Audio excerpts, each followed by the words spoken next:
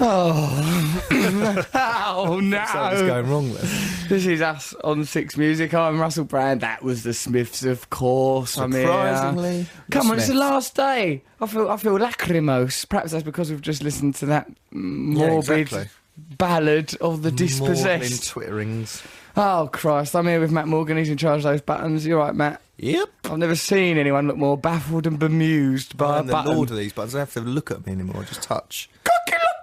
Hello. That's Trevor Locke. Imagine if you're listening to the show for the first time now. The sense of disappointment and disillusionment you would now feel. Just bafflement. You just think, what's Trevor's in the wrong place. What's the hoo-ha? Trevor's moved to another part of the studio where he frankly doesn't belong. Not my choice. Our producer knows it's our last day. He's not turned up. We've got this young lad, Adam. He's got the same name as the producer, but frankly he's a slip of a thing. He's mincing around here in petticoats, hopelessly out of his depth, pressing all sorts of switches, making phone calls. He's unscrewed my microphone. Saddam Hussein being put to death.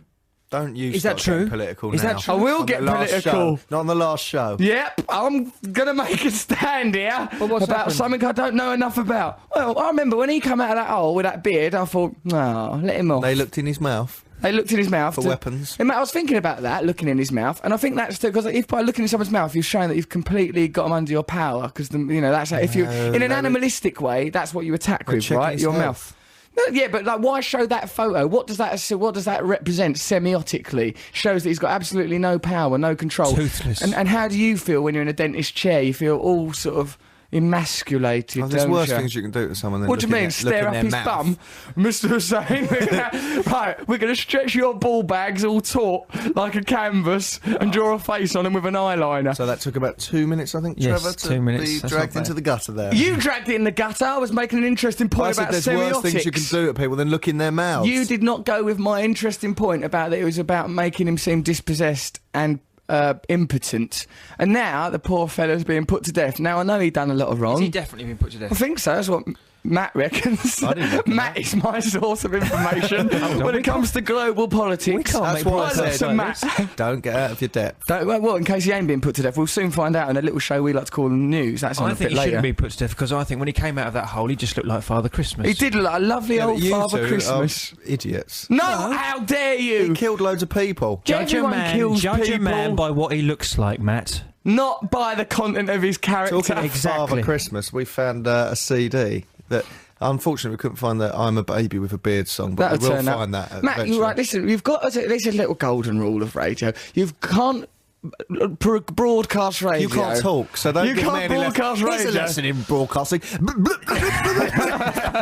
Always. You hand out your pants. Don't tell me what to do. Don't say start I'm a an story that errand no man. one else will have ever heard. No, Right, because there's what I'm doing is I'm teasing the fact that later on we will be playing some songs where Russell's singing. No way. Some old From the Blockheads? stuff. No, This it's ain't not from my Blockheads. work with the Blockheads. Brilliant What's this- work that what's I've this- done with this the is Blockheads. pre-Blockheads, actually. It's actually some hip-hop A style. lot of people say my pre-Blockhead work was my best work. So that's what I'm doing, teasing, mate. No, So you're not there's a teasing it. You're broadcasting lesson for talking you. to Trevor and Russell instead of remembering there's countless hundreds of later on in people the show, we'll be listening to the a show. song. It's very There's literally professional. dozens It's very of good. people. He doesn't get it. Stop talking over me as well, you. You're a massive load of Right, problems. old bully today. Last show. I'm depressed and I'm lashing out. Why Why are you depressed? Oh, because Were you allowed to talk over each other? of the, no. If it's simultaneous, that's quite Like effective. the twins in The Shining. Why are you depressed? These corridors of blood are bringing me down a little bit, and my lad's triking his way around the corridors endlessly. And that barman that keeps going on about murders and the snow, and this book I'm writing's not going incredibly well. It's repetitive, if anything. Yeah, well, I suppose why am I depressed? I've been feeling a lot of inward rage lately. Inward? Yeah, the rage, a sort of a self-destructive rage. Oh, yeah, but I think that's because it's a full moon. I've been getting a lot of that as well. Have you, Trev? Yeah, yesterday. Oh, I felt rage. yesterday what was did a you do? terrible day. Shake your fist at a boy. I didn't. I punched my... Trevor kicked a beach ball against his bedroom wall, And then fell over. stubbed his toe, then asked it to marry him. Oh, I'm sorry. Let's go on another holiday. Give me a cuddle. I think. Bloody heck! Oh, I did. Pip squeaks. That's on it. I nearly got into a fight with a man on the street yesterday. What? And What do you mean a man on the street? You said that as if man? he's a representative of Joe Public. Let's find out what the man on the street thinks. Come here. I'll duff you up. You blooming squirt. I'll punch you in the shoulder. It's really, really pathetic. Why did you get in a fight with a man on the street, Trevor? Because I was walking along the street and this man came out of a door and didn't look where he was going Selfish. and trod on my heel. What's your heel doing? Your heel should not be parallel with the floor. What are you doing? Dragging yourself along? I was walking along a street. There's a doorway onto the street perpendicular. The man walks out of the door, steps onto my heel. the back of your foot, you mean? The back of my foot, which I called my heel. What a wacky language you use. So I turned round to give him a dirty look. Right. Now for the dirty look. Dirty look armed. Dirty look ready.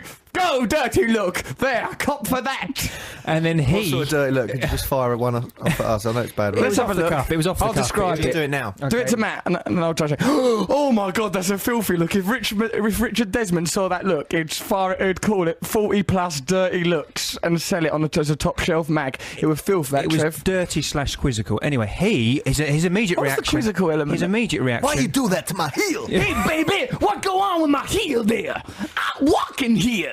His immediate reaction was to be apologetic, so his Right. apology met my dirty look simultaneously. Dirty so look. I felt guilty about the dirty look. So immediately you tried to retract the No, I dirty didn't. look. I just walked off, and then he walked off, and then I turned round This is to like look at Bruno him. Tyson.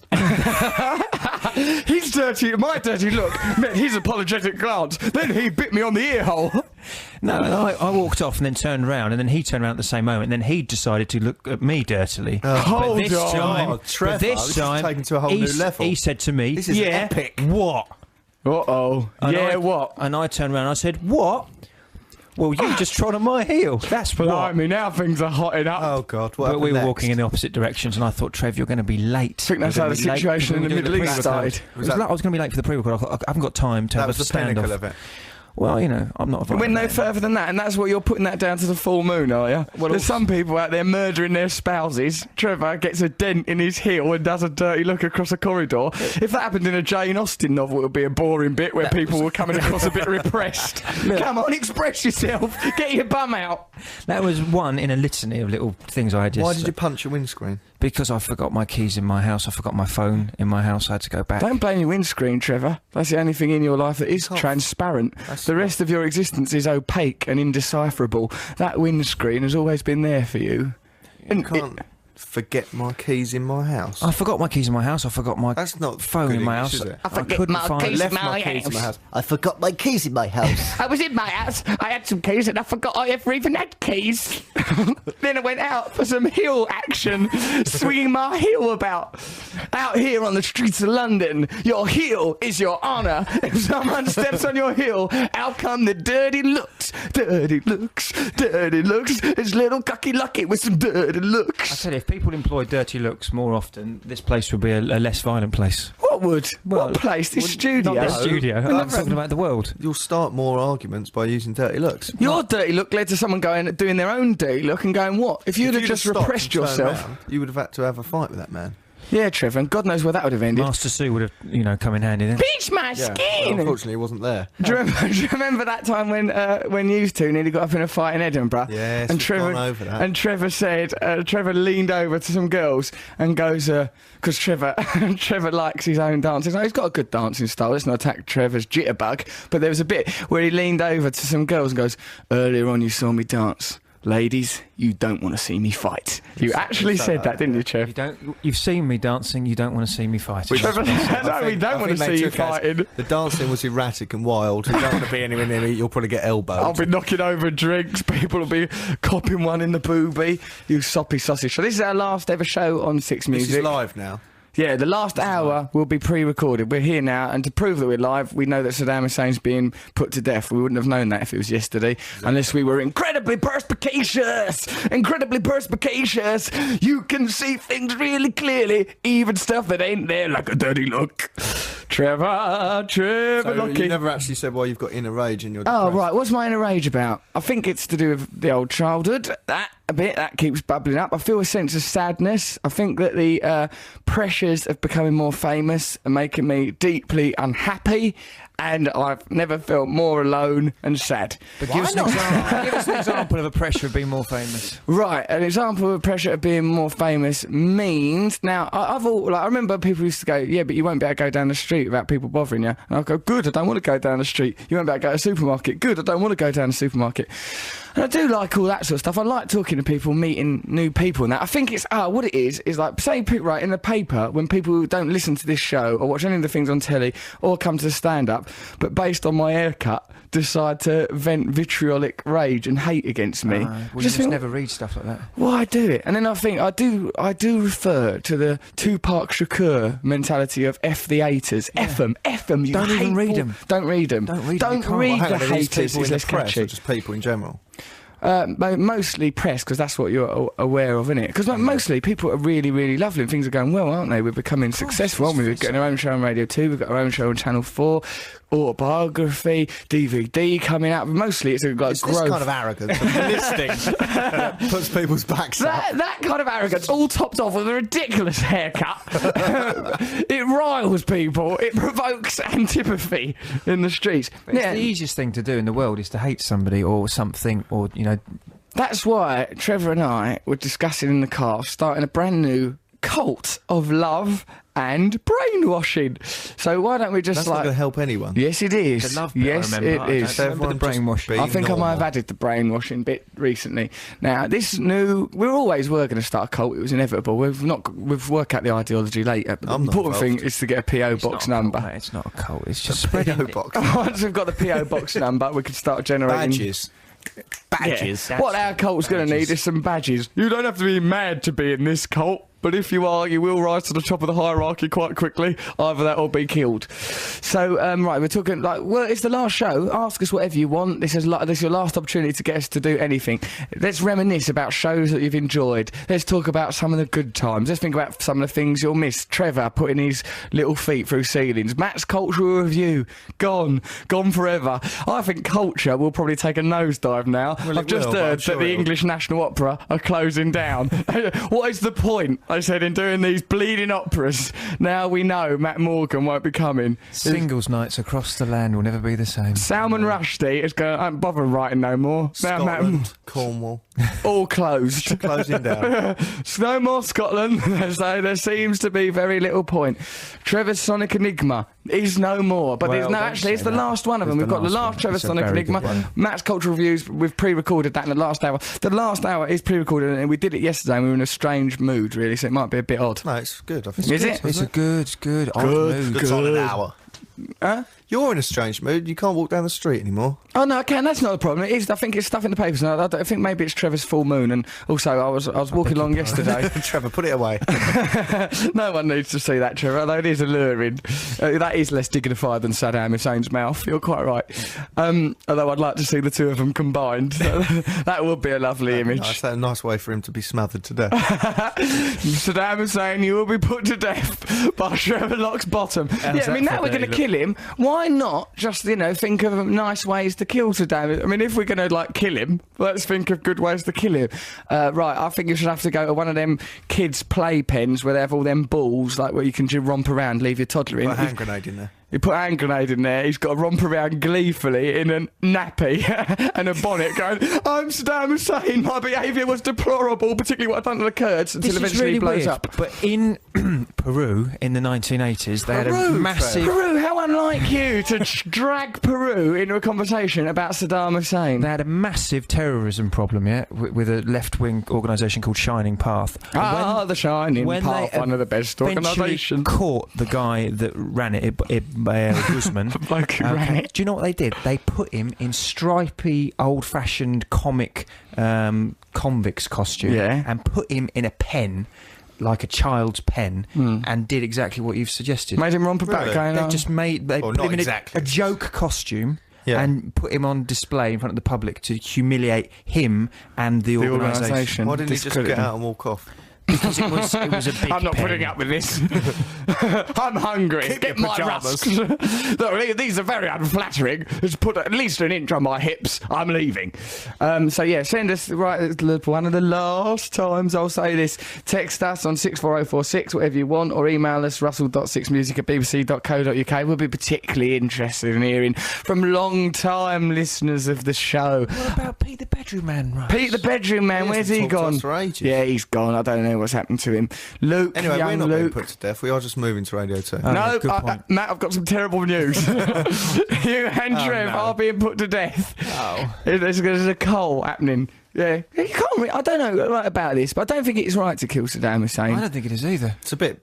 It's barbaric. It's you know. Not right to kill anyone for any reason. It's not right to kill people, is it? That's like why, if you're making an emotional decision. Oh no, these burglars have come in and killed my dog. I'm going to kill him now, not based on logic, but because I'm angry about the dog. Different. But once you've had a rational court procedure, right? We've done this rational court procedure. Judges, jury, and the international only court. logical conclusion is that we take your life. We're going to kill you. We've decided. We've thought about this. Let's kill you till you're right dead as a door now, all nice uptight with no life left in you. He'll die without being sorry. Maybe he won't. He'll just be all alive to make him defiant. sorry. I've seen pictures of him today, and he looks really furious about what's going on. He really does. Let's listen to some music. Send us texts, emails about whatever you want. Let's just busk this. Let's wing this. We're all in this together, aren't we? We're all human beings alive at the same time, all united by common needs and common love. So just get in touch with us. We'll have a right laugh. What should we have a listen to, Matthew? I think it might be Broken Social Scene. Why can't it all Or be Rebel the Smiths Rebel. all day? Rebel. Yeah, let's have Rebel Well, let's have Rebel. All right, okay. And let's dedicate it to each other. Really? And everyone who's ever listened. Are we all rebels? In a way, we are rebels. Why else would I be doing this show with my trousers and pants round my ankles? Proud I am. Catherine Cracknell's not doing the news today. It's a fella doing it. We're going to make that fella, he has got to come out with such filth during the news, because, one of the things we do in this radio show is we get the newscaster to drop a certain word in during the news. But not filth. Today, it should be unfair and barbaric execution of one of our fellow human beings. Try and slip that in. All right, so, okay, let's have a little listen to Rebel. Your face is a rust state.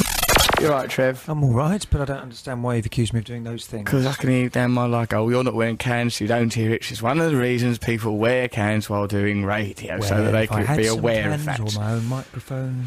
Rather than try and be witty and clever, says Brenda, I'd just like to tell you, thanks very much for all the good times and the good tunes. You guys rock, she says. She's all the way from Texas, she's saying that. Sunday mornings won't be the same without you guys. I always listen at work. I'm coming to see you at Salisbury next month with my good friend Robin Messer. Why, what's he up to? I hope you're funny. We're just sitting near the front and there could be bloodshed, says Martin Treasure. Blimey, nice. That sounds like a threat. It does sound like a threat from old Martin Treasure, but he is a long-term friend of the show and has got a brilliant name, I've always thought. Martin Treasure. Martin Treasure, that's what he is called. The best programme was when old Russ told about that drama school night in Chalk Farm where all that vodka, broken glass, drugs, Octavia Duvay's sighting, says Dave Willis. Yeah, that was from the bleak, grim days of Markello youth. Right, so yeah, well, this is the last show then. What have we got coming up? Noel's in New York, won't ring him. What about that review from Bruce DeSalle? He goes, that call from Noel Gallagher never materialised. Bruce DeSalle, comedy critic, who's nice and a good critic, reviewed our show and goes, that we were talking about Noel Gallagher was going to call up. Week or so ago, about a week ago, and he goes, but the call from Noel Gallagher never materialised, as if we'd failed on some production pledge. But it's just we forgot to ring Noel Gallagher. We ring him every week, didn't we? Bruce Dessau is a needless stickler. Is he a needless stickler? I believe he's just outed himself as a needless stickler. Worrying about a phone call. It wasn't really a promise. Pedantic little worry. It's a little red herring. It was a red herring, Bruce, you needless stickler. I think you should get Trevor to tell that dramatic Dusty Cash Machine fight story again. Yeah, that was that's Alice in Edinburgh. Trevor, we can never reprise that. We can never. I suppose we need Noel here. Noel was here really for that, wasn't he? Yeah, that's true. He was vital. They did prompt the singing of Summer Muggin'. Summer Muggin', Yeah, we'll have to listen to these shows back again, won't we? And I suppose we've got to move forward. Listen to Cooper. Don't leave Six Music. A woman on a bus stood on my foot, apologised, but didn't move her foot off mine, so I stood there trying to pull my foot out from under hers and got a dirty look. Sam. Well, here's an embarrassing thing that happened to me once. Right, I was in What's your Cooper? Trevor, turn off your phone. It's my own Cooper. You can't have a Cooper, Trev. What's it I've called? got a Mini Cooper. Oh, you silly boy. You silly, ridiculous boy. Here's my story, right? I went, I had to go somewhere and I was in a rush. I was in a cab, all sulky and moody, in a rush, right? Doesn't it sound like Russell? Cab, sulky and moody. All right, sulky and moody it was. I was in a rush. Whenever you're on the phone to Russell, you think he's at home or something, and then he goes, left ear, mate, left ear, no, left ear. Oh, I told you to go left ear. Always shouting at a cab driver. I'm nice to cab drivers, to get on with them mostly, but Until they don't turn left when he wants. that's when the problems start. Go left, as like we say, politically wise, you know. So I was in this cab, I need to stop at a cash point on the way, but just go to one on the way, don't detour to go a cash point A on the way, right? And then he detoured, right, to go a cash point that wasn't on the way. I go, ask you not to detour, right? So then, right, when he pulled over at the cash point, I had to make a point of how much this detour had cost us in terms of time. I sort of got out while the cab was still moving a bit, right? And as I got out, I thought, right, this will show this fella how much of a rush. Snap my foot. Right, so as I put my foot down onto the ground, the cab rolled onto my foot and then stopped while it was on my foot. So the cab was on my foot, and I'd already had a bad relationship going with this cab driver because I've been shouted at him, so I was in no position to ask for compassion and empathy. So I had to go, and also I didn't want to compromise my pride, right? And there was a big queue of people at the cash point, and I was I had a cab on my foot, and I was going, that cab is on my foot! That cab is on my foot! And then he sort of reversed back so that it rolled back the other way across my foot in both ways. And I go, well, I can't go to this cash point now. All the people would turn to look at me shouting and hollering. It was really undignified and humiliating. Take me to another cash point. And then we had to just sit there all in silence, and I really was humiliated by it. You should have just gone to that cash point. What, hobbled there just had a cab on my foot, could have walked and I was wearing flip-flops. They'd have let you go to the front, wouldn't they? And I'd have said, he just ran over my foot, and they go, oh, you're right. No, I think they would have sided with him because I was being obnoxious. Well, I bet there's more to that story. There's a lesson for us all there. Did you punch the cab? Did you do anything? No, I didn't do anything like that. I was only shouting. I mean, I did say go to a cash point, you know, like that's on the route. That's very painful to have a car on your foot. It is. I'll tell you that. It's painful and embarrassing. It's always bad when something really hurts, but there's an undertone of humiliation to that thing. Because, you know, I'm not a fan of Schadenfreude. I've said before, one of the things of which I'm most proud is if someone ever trips or bangs their head or something, I'd never laugh. I always go, you all right? Oh, you're right. Yeah, that's my reaction. Yeah. And people that do laugh, I hate them. Yeah. I sort of think, oh, you horrible person, why are you laughing? That means that they were secretly wanting me to be hurt all the time. The programme I laugh most out loud at on telly is You've Been Framed. Do you really? It makes me laugh. Yeah, it is. Is it now Harry Hill doing it? Yeah, he's brilliant. So yeah, that would be good. But it's funny when things fall over and stuff. I suppose it's funny when things fall over. Or like the Roman Empire. Oh, there it goes, it's a thing. It was stood up and now it's fallen. Not 9/11 though. What? Oh, Matthew. Brilliant. I'm saying not that. Well, why bring it up? Because the way you moved your hand reminded me of it. Not just irrelevant if you just, Anyway, we've said some news, really. What now? Time for a bit of the old newsy poosy. Right, what are you going to get into it? So let's find out about Saddam Hussein and see if... Oh, get Schadenfreude into the news. Now, come on, old newsy. I know you're not Catherine Cracknell. We'll know your name in a minute. Do the voice, do the news in a camp voice. Go, oh, hello, here's the news. It's been a terrible massacre. Do it like that. Do the old news in that voice. And then to see if you say goodbye to us, because it's our last show. Go on, do loads of things and discover me a country and give me a cuddle and nip the underwear off me washing line, you big brute. Here is the news. And it's the 5th of November, Guy Fawkes night. Remember. I like Guy Fawkes. What have we got to burn him for? He's all right. Do you know it's anti-Catholic? It is anti-Catholic. He was just trying to blow out the Houses of Parliament. Just trying to. He's got a belief system, mate. Because they were oppressing his people. They were oppressing him, and he wasn't even the main one out of the gang. He was just doing that. He must have been low down in the gang to get caught.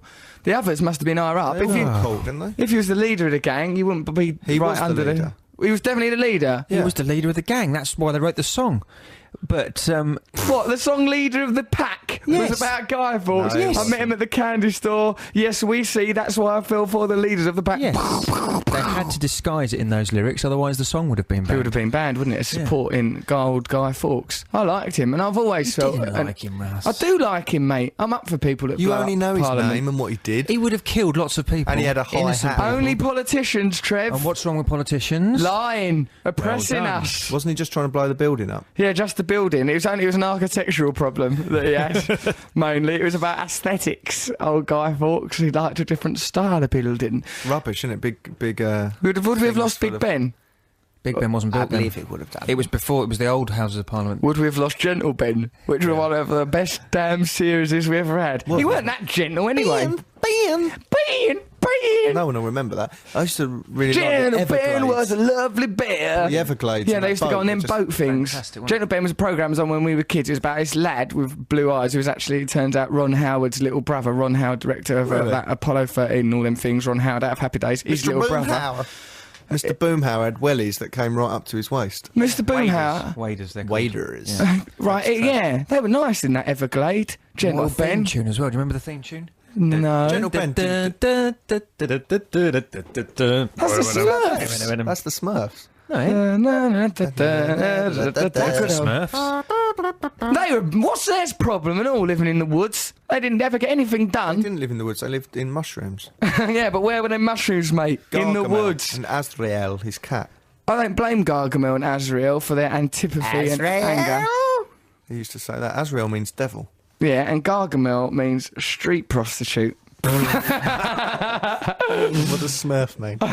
Means Winky. touch me. It's a synonym for perineum. He's Smurf. Please. Them little guys. I loved those little guys, really. There's the only Smurfs. one girl, though. Well, yeah, and she came as a trick initially. Gargamel built her to unsettle the rest of the Smurfs. That's not true. It is true. That was What, the and then initial she's introduction of lived her. on as a Smurf. They Right. goes, this girl, she really works with the other Smurfs. Brainy Smurf loves her. Papa Smurf loves her. How can we take her away now? Leave her in. Leave Smurfette. Really? Well, so she was a joke thing. She was put in as a disruptive influence, but eventually she was absorbed into the culture of She the must have been a Smurfs. very tired woman. She was very exhausted, but it is an interesting lesson about assimilation that we can all learn from there, that even Smurfettes could be accepted by the Smurfs.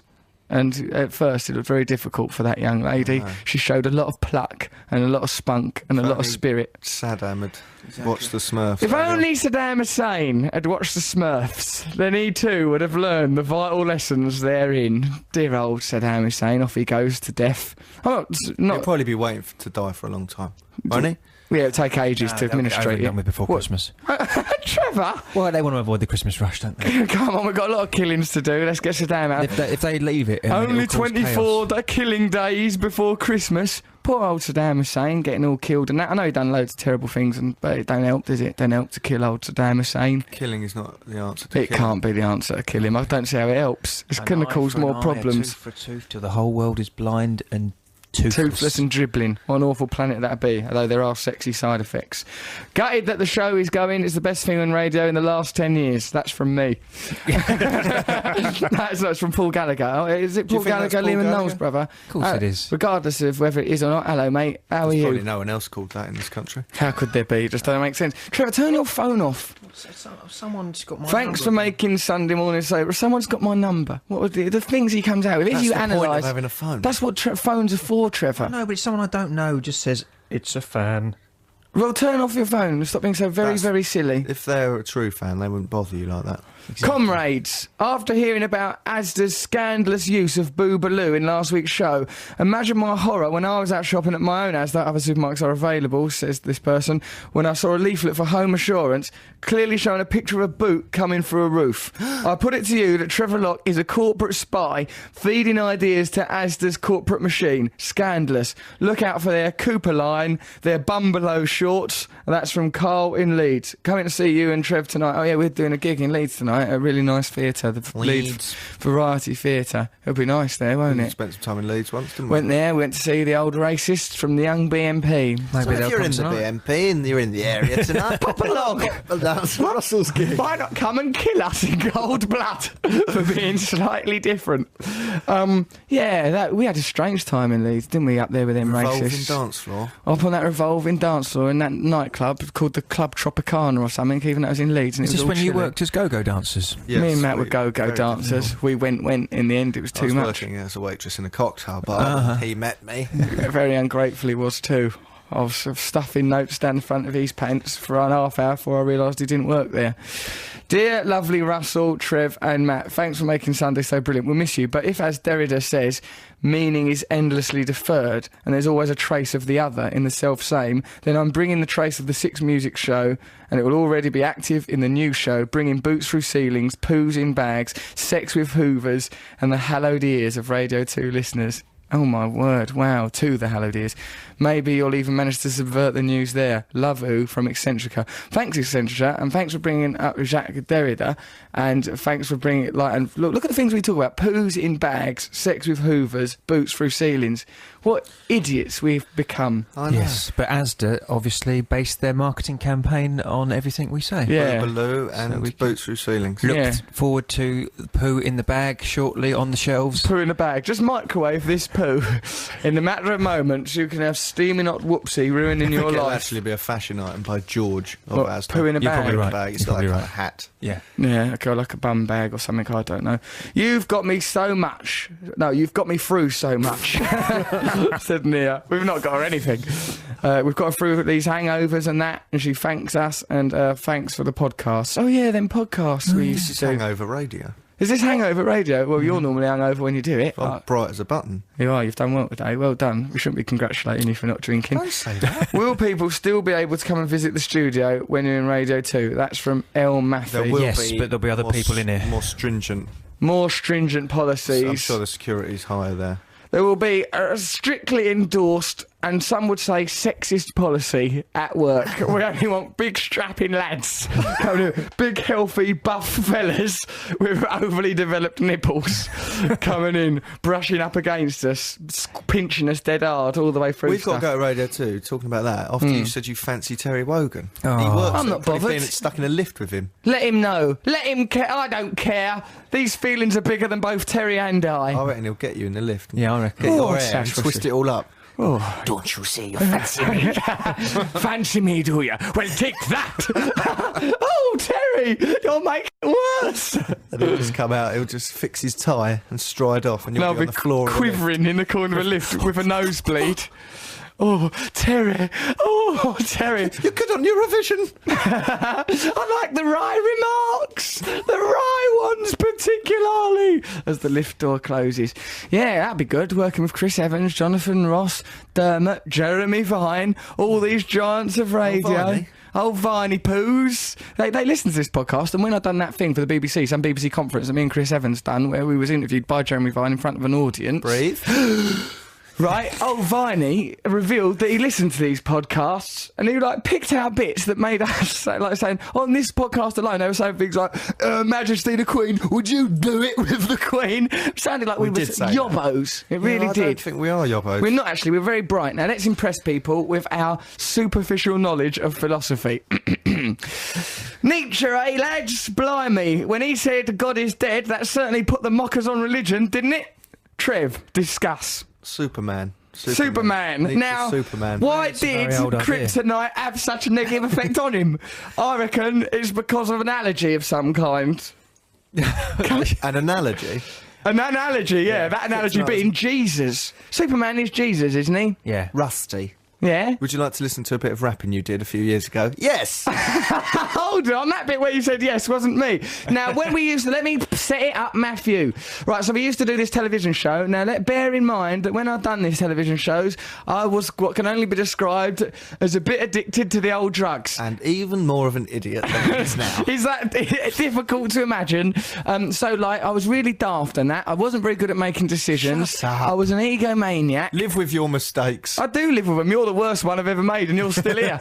Now, I so don't live with you. So what you've got to bear in mind when you listen to this is I didn't know what I was doing, and I was on drugs. So even if I hadn't been on drugs, I'd have been silly. I was Well, there's some young. weird stuff on here. There's apparently me and Russell. I don't even remember this. Yeah. Tried to create We said An antidote to Father Christmas. We said Father Christmas has got too much of a hold on Christmas. Let's invent a new person called Captain Xmas, and he can be a rival to Father Christmas, and we see if we get people into that. And also, as if we could challenge the concept and of also Father on the Christmas. CD, there's a jingle for Hong Kong Kicky Boots. We said, toys we were going to invent where you put on shoes. And they make you good at Kung Fu. And children who put them on think they're good at Kung Fu. We said this will challenge the whole concept of martial arts. This will be an Asda next week again. Right, so what are we listening to first, Matt? The theme tune, and also you rapping and on some sort of theme tune for a programme that he wanted to be called Iwata-tiquity. I said, let's call the programme Iwata. They goes, what do you want to call this programme we're putting on the actual telly? I goes, we'll call it Iwata-tiquity. It became Reboot. That is an acronym for, it was at this time I realised the thing I had created was truly evil. Iwata-tiquity. And I kept saying to him, Russell, people won't be able to pronounce it. That. People can't say it. And he goes, good. It'll look funny in the TV Times. Good. Yeah, it won't look when you funny see on the TV time, it was going to look boring and it all considered. Right. No, call it Iwata-tiquity. So there's the theme tune. What are we listening to first? Oh, yeah. We are listening to the theme tune. Right, this is me. Is it me singing? Because I've not heard this for, this could cause me to relapse, you realise? It won't. Really? Right, yeah, come on. Right, so, Adam, you pop out and score us a couple of bags, just in case this is really bad. Right, don't say drug things. Right, bad drugs, Ready? don't take drugs. You hear the Hong Kong Kicky Boots? Yeah, so Hong Kong Kicky Boots, this is where we invented a new martial art, even before the concept of pinch my skin had been invented. These would sell, actually. They're little yellow boots. They're still doing well, they're like made wear. out of duster material. Yeah, they were little yellow boots you put on over your shoes. They're made out of duster material, you put one over your shoes. You tell children they're called Hong Kong Kicky Boots. Fantastic. They would hurt themselves, they fall over and hurt themselves. No, you go, if you put these on, you can do karate. Then they put them on and they go, oh yeah, Hong Kong Kicky Boots. Hong Kong Kicky Boots! I think they're... And it's good to... If anyone out there can make toys... Then let us know. Do you mean anyone out there can make toys? Who are you appealing to? Elves? No, Geppetto's too worried about his little wooden son. Right, do you want to come in? Yeah, let's have a listen to Hong Kong Kicky Boots.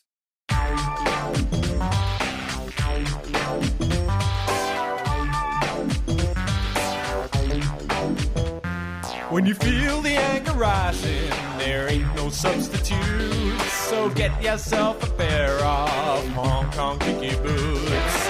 Hong Kong Kicky, Hong Kong Kicky, Hong Kong Kicky Boots. Hong Kong Kicky, Hong Kong Kicky, Hong Kong Kicky Boots. Who wouldn't want a pair of Hong Kong Kicky Boots after that inviting and sexy little jingle? I was there for the initial ideas, but the music parts, I don't know where I was. I weren't there in that studio when that happened. Who did the music then? I handed it over to this lad called David. David's done very well. David done well there.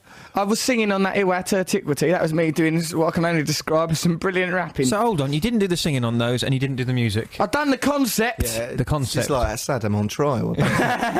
How dare you? God is great. Leave me alone. I'll try my hardest. It's a bloody difficult country to run. You try running a country. See how you feel. It's divided already. I've got pressure from the West. I've got oil reserves to run. It's very, very difficult. It's challenging. I've got to incorporate Islamic ideology into corporate ideology. I don't know. Who's going to clean your room? I'll put your stuff in bin bags. Hong Kong Kicky Boots. Hong Kong Kicky Boots. Imagine the Allied forces had found a huge warehouse full of Hong Kong Kicky Boots. Oh no, they'd have traced it back to us. We did find some weapons of massive destruction. They're booties made out of dusters. Damn you, we were so close. We could have destroyed you all. We could have Hong Kong kicked you right to death all nice. Right then, so, okay, we've got to do Trev's Sonic Enigma in a minute. Let's listen to a record, a proper... another little thing I've written. I knocked this up in the lavvy. Yeah. The Easter Bunny's rubbish. Well, listen to this. Listen to this guy. It's called the Rebirth Sparrow. I'm the Rebirth Sparrow. I've laid an egg. It's shaped like a marrow. Think of the idea of rebirth, generally associated with a new religion by Christ. If you liked Pan, you'll love Jesus, our new religion. Okay, so let's have a listen. What are we going to listen to, Matthew? God, are we going to listen to you with the same attitude as for a herd, sighing into a microphone? Kasabian. Oh, good. All right, don't attack them. They're brilliant. I wasn't attacking them. I was I love Sergio and Tom. Lovely lads. Sergio's got laryngitis. He weren't able to do our gig at Coco the other day because he was all unwell and that. He was there though, wasn't he? Yeah, he came along, couldn't speak and that. I likes him. He's a lovely lad. They're brilliant, Kasabian. What are we listening to? Shoot the Runner. Shoot the... Oh, yeah, let's have a listen. Oh, crikey, yeah. Perhaps I should... Let's contact some of our friends in the music industry and see if they'll put out some of our music for us. I think we've lost all their respect now. How could... What, with Hong Kong Kicky Boots? If that don't soar to the top of the charts, I don't know what... I think that one may be an album track. It's an You're album like track, Milli isn't it? Vanilli. Oh, me? Yeah, you've just admitted that you didn't sing on it, you didn't do the Oh, music, listen, and now that you're going to was- bring it out. You are Milli That's because Vanilli. he went, I need a song for Hong Kong Kiki Boots, and then he went, I've got to go now. There's a taxi You driving even over wear his the foot. Milli Vanilli pants. Listen, stop attacking me. I try my hardest to be nice to everybody. I do. I'm a nice fella from My out in finger's Essex. hovering over this button, it started to ache. Go on in, do the Kasabian. Bam! I'm here with Matt Morgan and Cockatoo Trevor Lockety on Six Music. This could be the last time, maybe the last time, I don't know. I do know it is. So, yeah, righto then. So, God blimey, Trev, Peru, Boots through ceilings. golly heck. Matt Morgan, lazing about, doing nothing in particular. Why do you all say I'm lazy? I don't know, it's just an easy way of I used to be typifying you. lazy. I used to be lazy, I but once I'm fell all asleep right at now. work. I used to be a parrot, but I'm all right now. Should we listen to, do you want to, let's do Trev's Sonic Enigma. This is Trevor's Sonic Enigma. Couldn't you explain to the first-time listener of the show what the Sonic Enigma is, Trevor? If you're a first-time listener, where the blinking Ada have you been? What this is... What? That's not wrong. Someone's been in prison. Oh, yeah. Yeah, what if they've been in Nick? Congratulations on your freedom. Welcome back into the real Society's world. crumbled since you've been inside, We've and that missed you. suit looks we awful. have missed you. We shouldn't really drag out this introduction because I've just seen the length How of long's the jingle. length of the jingle? 53 seconds. Oh, Trevor, we'll Well, cut that it is- off after 20. That is my producer who's done that. Don't blame the producer? Who good are people you? at Six I didn't Music, realise Ronnie Trev. Corbett. The producer, said to came me, to me. Trevor, he said, Trevor, we can't do this justice in anything less than a minute. It was ridiculous I to don't blame know. them. Well, I've just gone in there. I've recorded a I sentimental. just went in there, man. I've I just done recorded what I a feel. sentimental I was little on a jingle. vibe. I remember I goes to Jez was on drums. I goes, Jez, just go with it, man. Just go with what you feel. Trevor, we're not talking about the White Album. It's your jingle, Wait. which is almost certainly listen to rubbish. it? It's a sentimental yeah, and then we're little- launching a it's new very- movement based on the simple idea of love one another. It's a new movement. We're going to take over the planet with Starting it. Let's with have a me, listen to this. fellas. We used to be Please. into Satanism. Yeah. That didn't work though. It used to get us all nicked. Come on, let's listen to this thing. It's-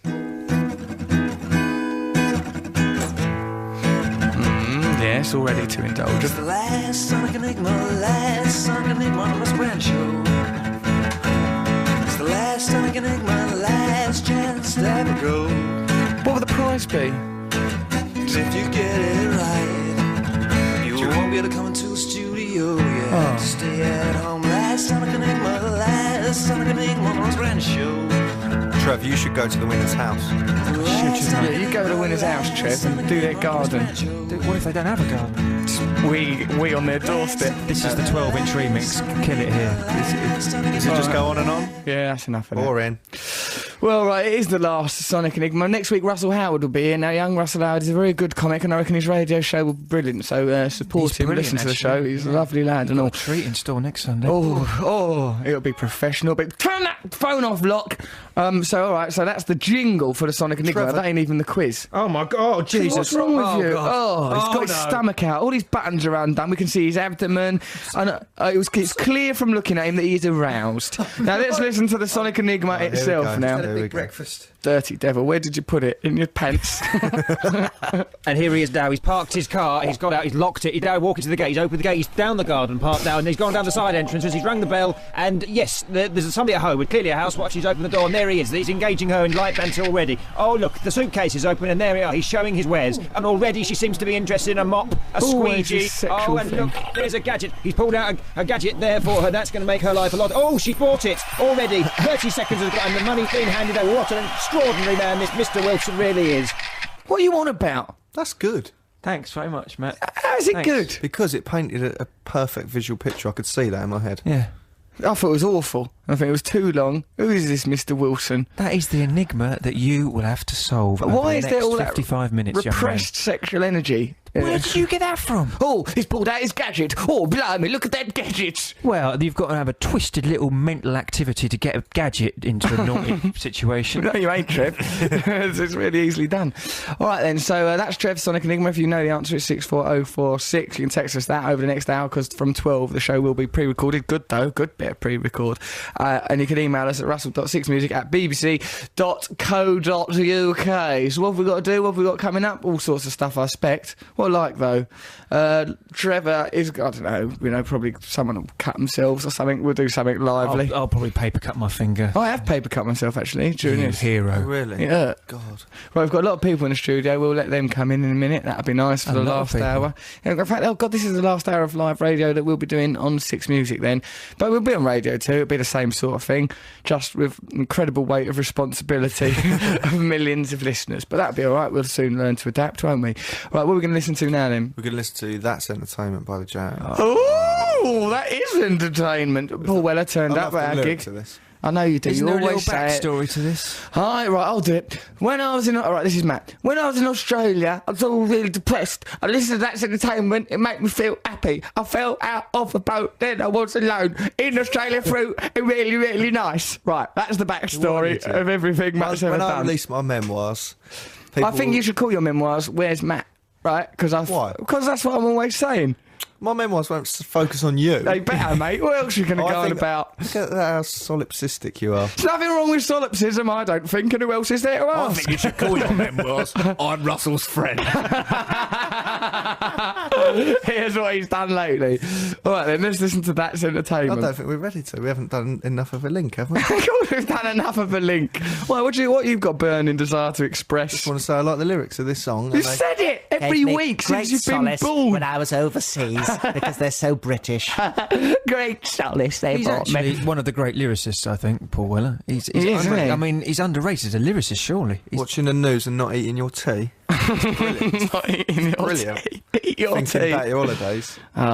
He turned up there, didn't he, at Coco? He'd done a couple of numbers. What'd he do? Thick as thieves. Nice to hear Paul Weller. I likes him. He's nice, isn't he? I like the He's way... a poet. He's absolutely Also, amazing. as a man, he's completely masculine, but there's a sort of a sentimentality that he struggles to deal with. That's probably why you like him, Max. You're unable to deal with your own crippling sensitivity. There's a bit where he, like, whenever he gives you an issue, or like when he like, I'm not sensitive, he's sulked.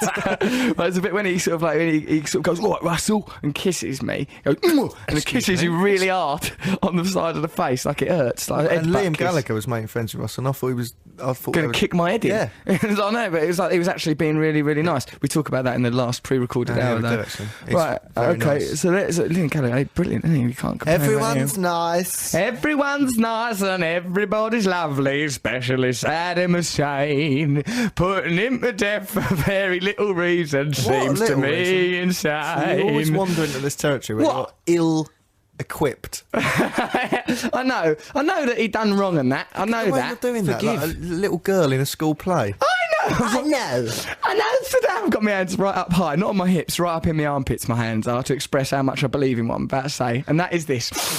Saddam Hussein, you're putting the poor sod to death again. I don't think you should. And all of everyone in Saddam Hussein's army, I nearly called it Adam Hussein. Hey, what's going on with this Adam Hussein guy? I keep hearing about him. Everybody's Is he a talking pop star? Hey, Adam Hussein's new single's good.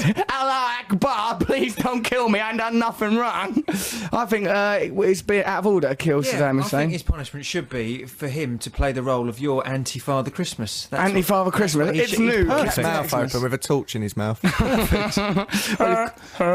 You've got lovely gnashers. Thank you very much. Right. I've got a very dry mouth. I don't like them cigarette butt things they put in your mouth either. Oh, and I don't like that wooden depressor thing they put on your tongue. Who's this? That's, Who are you talking that's about? What's Pinocchio been in a bad happening? mood. US forces. Matt's always getting quizzed in Guantanamo I Bay. can't spend more than an hour in my bunker without having someone look in my you mouth. guys! Oh, no, now I'm being weed on again. Blimey, the sex pyramid. This bloody sex pyramid scheme I've got myself involved with. The trickle-down effect is awful. But hey, everyone's a winner. So, okay, why don't we... What are we going to listen to? Public executions. That's entertainment. Public executions. I don't know. It's a bit barbaric, really. Right, so let's listen... Shall we listen to Paul Weller and his pals from the Jam? Yeah. Probably when I was about 12 when they were doing this. That's Probably about 19, So 20. young, isn't it? I don't know. If you'd give him a cuddle at a bus stop, you'd feel guilty. Some of the at that Sex age. Pistols were 17 when they were big. Oh. Terrible. Poor sods. That's Poor old amazing. Sid. Oh, well, there's the pressures of fame for you. That's what we all demand. Off we go then. BBC Six Music. Everyone's joining us in here now. The winner of the last Sonic Enigma's coming here. Mano, you're called, aren't you, mate? Right. Hello, Mano. Right, so yeah, you're all, lots of people are in here. Sit down on the floor, otherwise you won't feel relaxed. Oh, and I won't as well, because you'll be hovering behind me, making me feel nervous.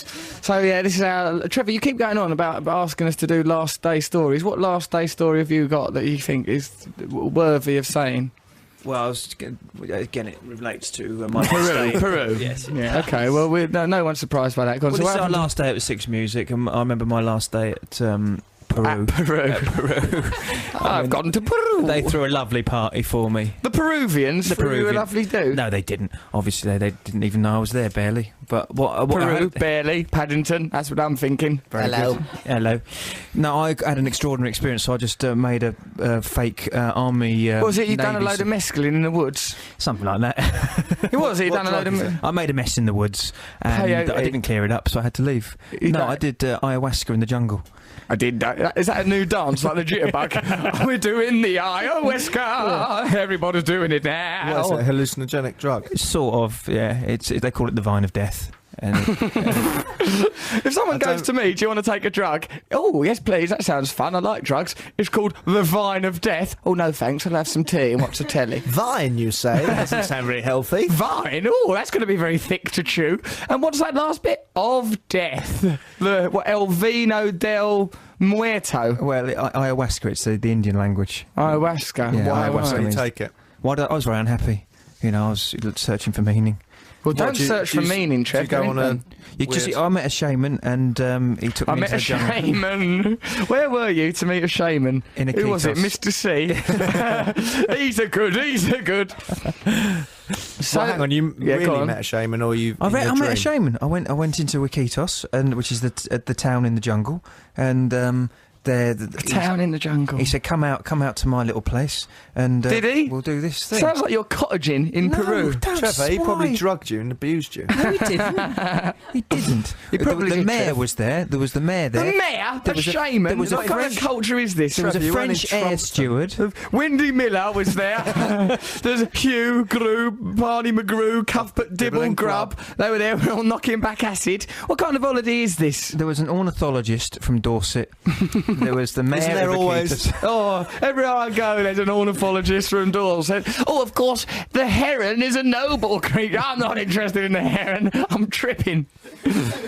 Go on, Trev. So we were there, and the idea was, you take this thing. It used to be used by hunters, and they used to have a collective. Tap into the animal sense. Exactly, they had a We used a collective, collective consciousness. hallucination, exactly, and then they could see where the deer were that they were going to go Could and they, hunt. though? From tripping, you can find out where Bambi's living. Well, apparently, Because oddly, I watched a lot of Disney films once on acid, and it made me feel terribly sad about Bambi's mum's death. I just thought, how's Bambi going to cope? But fortunately, he grew up to be quite hard. So, just shows you that acid does do a lot of good things. But he still would have been called Bambi, even when he grew up. It was like a mighty stag. He's still called Bambi. But you would have shortened it to Bam. it would have shot Bam! Bam, exactly. I am Bam, King of the Woods. I'm Bam, I'm King of the Woods. Yeah, He could have. I can do a nice hip hop version of that. Let me tell you. Have you taken some of Trevor's drugs? I'm pretty high now. I've got to tell you, no, I don't take drugs. Drugs are bad. So go on then, Trev. You're off. A shaman come up to you in the woods with the mayor of the woods. An ornithologist. An ornithologist from Dorset. I was sitting with an ornithologist in a cafe in the square, and this man said to me, "Look, I can take you into the jungle, and you can see 7 kinds of monkeys." And I said, So naturally I went. "No, look, he was a Vietnam vet, and I didn't fancy him." He was So- a Vietnam vet. 7 kinds of monkeys. Sounds Yeah. like some mad euphemism. Hey, Well, do you want to exactly. see 7 kind of monkeys? Well, then let me put my hand through your hair, baby. Bend over. Here come the first of those 7 monkeys. Rusty. I didn't like that. But there was this gentleman, and I thought, I like your energy. And anyway, he said, "Come on with me." Trevor, And what are you, a cloud? Oh, I like your energy. your energy. Hey, Mr. Puffy Coat, give us a cuddle.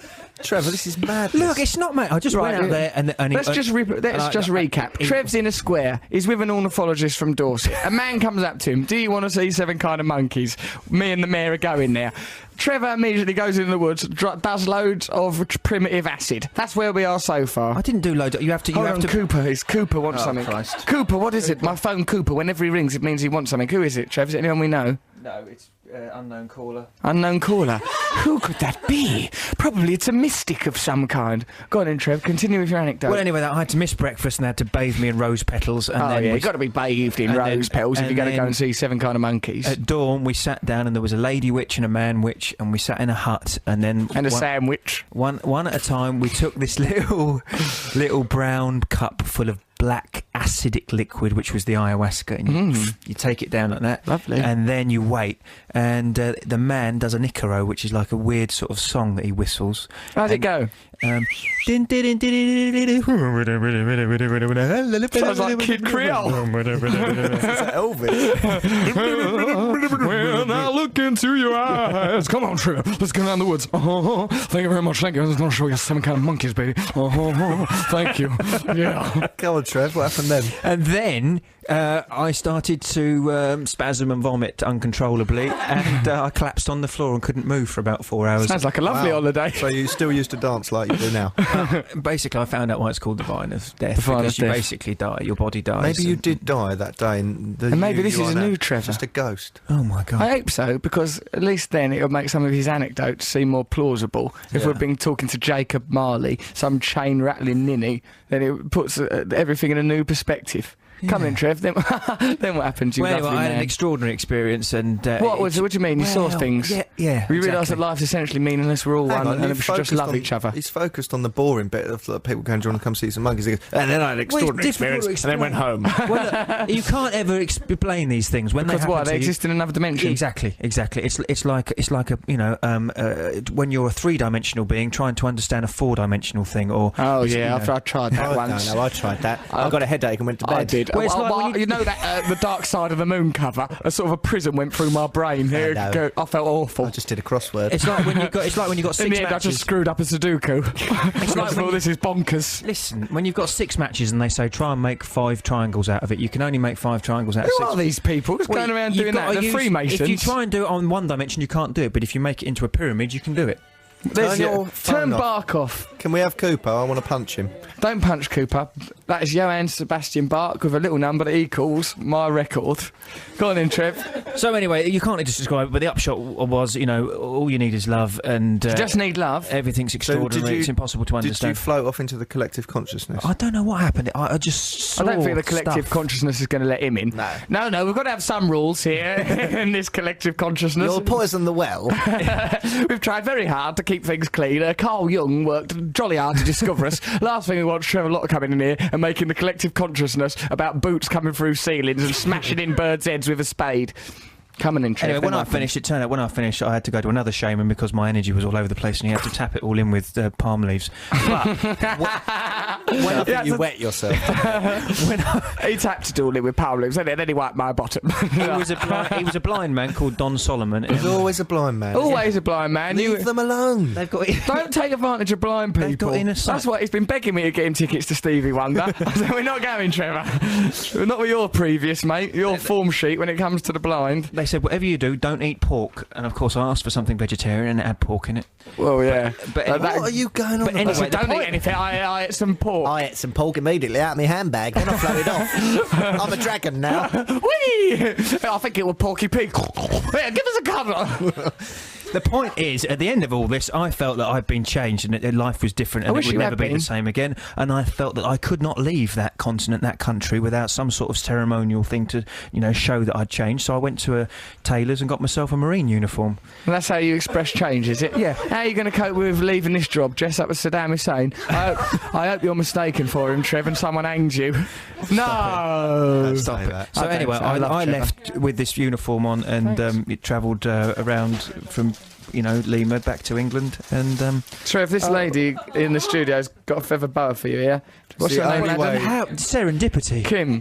There you go. Uncanny. It's a pink and white feathered This has thing. to be a sign. Trevor, dress up in that, love. Yeah, you look all nice now. It is lovely. There he is, Trevor Lock. all dressed up. It So looks that nice. that can be Thank you very much. ceremonious of our Thanks very much. departure here from Six Music and going into the mainstream. There's a Well, I feel like I've been on hallucinogenic drugs for the last 10 minutes after that. yeah, so do I actually, and it was quite nice. No drugs are bad. This is from Edward Yap. So sad you're leaving us for the bountiful shores of mainstream mediocrity, i.e. Radio 2. Oh no, if Radio 2 is good, come on. Russ will now devolve gradually, the next incarnation being Dandy Light, i.e. Jonathan Ross. Jonathan Ross is brilliant. Before finally concluding your career as Terry Wogan with mascara. Now that I would like. this when you were on Strictly Come Dancing last week. I wasn't on it. I wasn't dancing. You did a little dance. I did one of my jigs, yes, and what of it? I bet you were backstage talking to a man with a clipboard. I'm really rather good, actually. Next year, I mean, if you're short of numbers, watch this. I can do robotics. Watch my body pop in. Here I go. Watch me voguing. Come on, Vogue. Yeah. Now listen. No, I was there because my mum likes Strictly Come Dancing, so you know I took her. What is it? A crime? Yeah. Is it? If taking your mum to Strictly Come Dancing is a crime, you better lock me up and throw away the key, Matt Morgan, because I am a recidivist. I'll be going every week till there is no more Come Dancing. You're right there, Trev. Sat there in your feather boa. I feel fine. I just didn't understand recidivist. It means a repeat offender. Oh, okay. Something that you should understand because you bloody well are one. Morning, Matt, Trev, and especially the media philosopher Russell. Philosopher. Can you speak? Not really. More than anything, I love your journalism and your erudite analysis of the press. Russell, if you ever got a chance to edit a newspaper, what stories would you stick in it? Dr. Sarah Niblock, reader in journalism, Brunel University. Dr. Niblock. Niblock? I'd like to. Dr. Niblock. Niblock. Are they related to you, Trevor Lock? The Niblocks were Niblocks, years the ago. kind They of were, thing- but then there was a terrible incident that happened, and we split off. They could be a family that's even more square than you. The Niblocks. We are the Niblocks, the Lock family we think of as renegades. They must be controlled. Niblock sounds like a pen lid. It sounds like a nice. For me, it sounds like a really restrained genitalia. It does, doesn't it? Niblock. Oh, touch me on my niblock. I certainly will. You lucky, lucky devil. Thanks for saying we're media philosophers. Actually, Noam Chomsky listens to this show and he thinks our analysis and deconstruction of the media is, he said, negligible and possibly non-existent. And then slammed his door.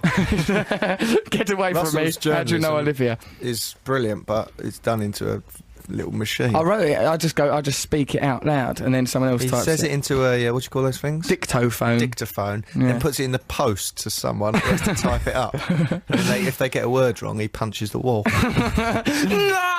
How could this system have failed? Well, I only went to 17 different constructions before it was typed. They have to edit out all the bits of the journalism where he goes, turn left here, turn left here, I'm writing an article. You're on my foot! Get off my foot! Not this cash machine! I don't belong to that bank! I disagree with it! They invest in third world regimes! I don't care if they're giving them money for good. Hi, you beautiful brute, says Andy Midwinter. Oh, These people have got beautiful names. Andy Midwinter. Niblock, Midwinter. What beautiful people. It's a real shame you're going. You've made Sunday mornings heavenly. It should have been heavenly anyway. It's the Lord's Day. Please read this out as I'm leading the cult movement with you as our leader. Citing, if anything, other catchphrases are available. Right, well, we have read it out. Well done on starting a nice new cult. I bought a digital radio so I could listen to the show live today. I'm going to Barcelona so I can't listen again at work. However, my colleague, Amit, is a man. Okay. Thank you for that, David. And Amit, congratulations on your status. status. You can still listen to Radio 2 on DAB Radio. You can listen to it however you like. You can listen in your car, you can do all sorts. Listen to Stay with Six Music on Sunday morning, so Russell Howard to be here, and he's dead brill. What should we listen to now? Fugazi, Waiting Room, or have we got to go news? We're going... Oh, yeah, right, let's just talk from right. Now, listen, mate. You never done none of our words during that news. He was dead dry, wasn't he? And now, admittedly, there was a lot of quite serious news about Saddam Hussein being killed and other stuff. But that is no excuse for you not beginning the news with boo-baloo, I am the newsman, here's some bloody old news. That's what I want to hear. But when you ask Catherine Cracknell, you call her Catherine Cracknell. What's news? You've called this bloke mate or newsman. Now look here, mush. Newsface. Oi, newsface. Oi, newsboy. No, wasn't no. I like newsman. What's his name? Does anyone know? Now listen, fella, what does the news? We mean you no harm. We come in peace. But could you please come on? It's our last show. Say on the news. Give him an easy one. This is his first But there's time. no light story. There's no light story to slip it into. There will be. They always have to do at the end of the news. Oh, and then there was a cat, and it was dressed up as as Geppetto, or there's a. Why doesn't he just make up a story then and say at the Just end? make up a story. And also, a cat's been found dressed up as Geppetto. So yeah, Scientists are baffled. Scientists are baffled. They were trying to work out why it's happened, but then they said they couldn't be bothered. Come on, say something funny at the end of the news, or go poo-baloo, something like that. That's Go just on. I think you should just go niblock. Niblock. Say niblock in the news. What do you think you should say then, Trevor? You're a man sat wearing a feather boa on a Sunday morning. It's an affront to every religion. You should just say dirty look. That's a simple thing that you could put into a thing. Yeah, give me a dirty look. It's a good piece of I was out language. there on the landing and someone touched me on my dinkle. Say that. He reached over and touched me there. Okay, should we go to the news? Oh, and Sarah's listening. Sarah McDonald and Noel's girlfriend. Hello, Sarah. Noel's away doing stuff. What, because I'm pinching my own nipples? Yes, because you're pinching your own nipples. I'm Nothing wrong talking with about that. Sarah McDonald.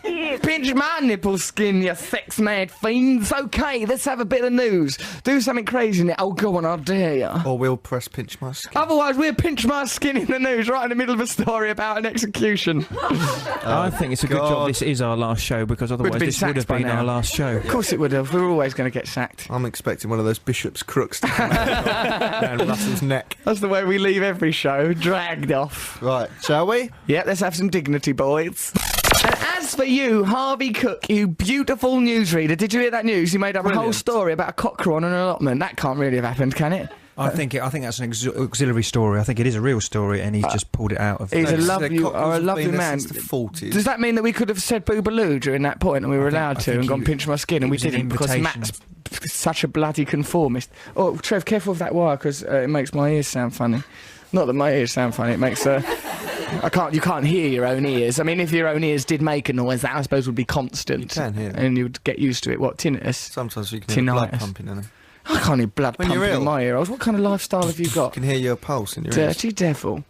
You can also smell your nostrils. Hello, Russ. Stop saying silly things. You can't taste your mouth, you can't hear your ears, and you can't smell your own nostrils. So you can't touch your own fingers. Oh, you can. I'm doing it now. What's that stink? It's the inside of me.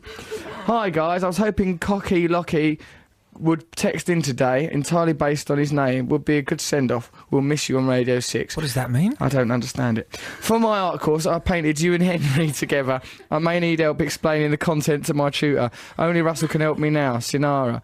Well done. What does it look like? When It must we be very passed- saucy. We passed a green Henry the other day on that spiral staircase at that props warehouse. You didn't even Didn't even glance flinch. at him. I'm not interested anymore, Matt. You know, Why not? well, you've got any relationships over, move He forward. smiled at you. I know he did, but when we were together, he abused me. He was never That's not the satisfied. same, Henry. The green one's someone else, actually. The green ones are like more Latino. Hey, Russell, hey, why you not come here and give me a little go, huh? He's like that. If you were colourblind, you wouldn't be able to tell the difference. I wouldn't care, would I? So it shows in a way I'm a little bit the accent prejudiced. that would give it away. Yeah. Just the accent. That's Sometimes all it they would say be. quiet. Yeah. And also the Latino one would be a better lover. How dare you? How Enrique the dare Hoover. you? Enrique the Hoover. I mean, he is quite. I'm Enrique. Let me go.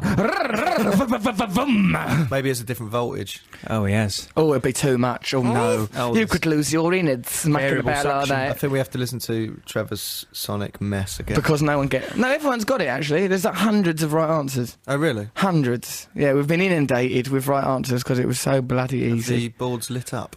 The board literally lit up. We've had one call. There's never been that many before.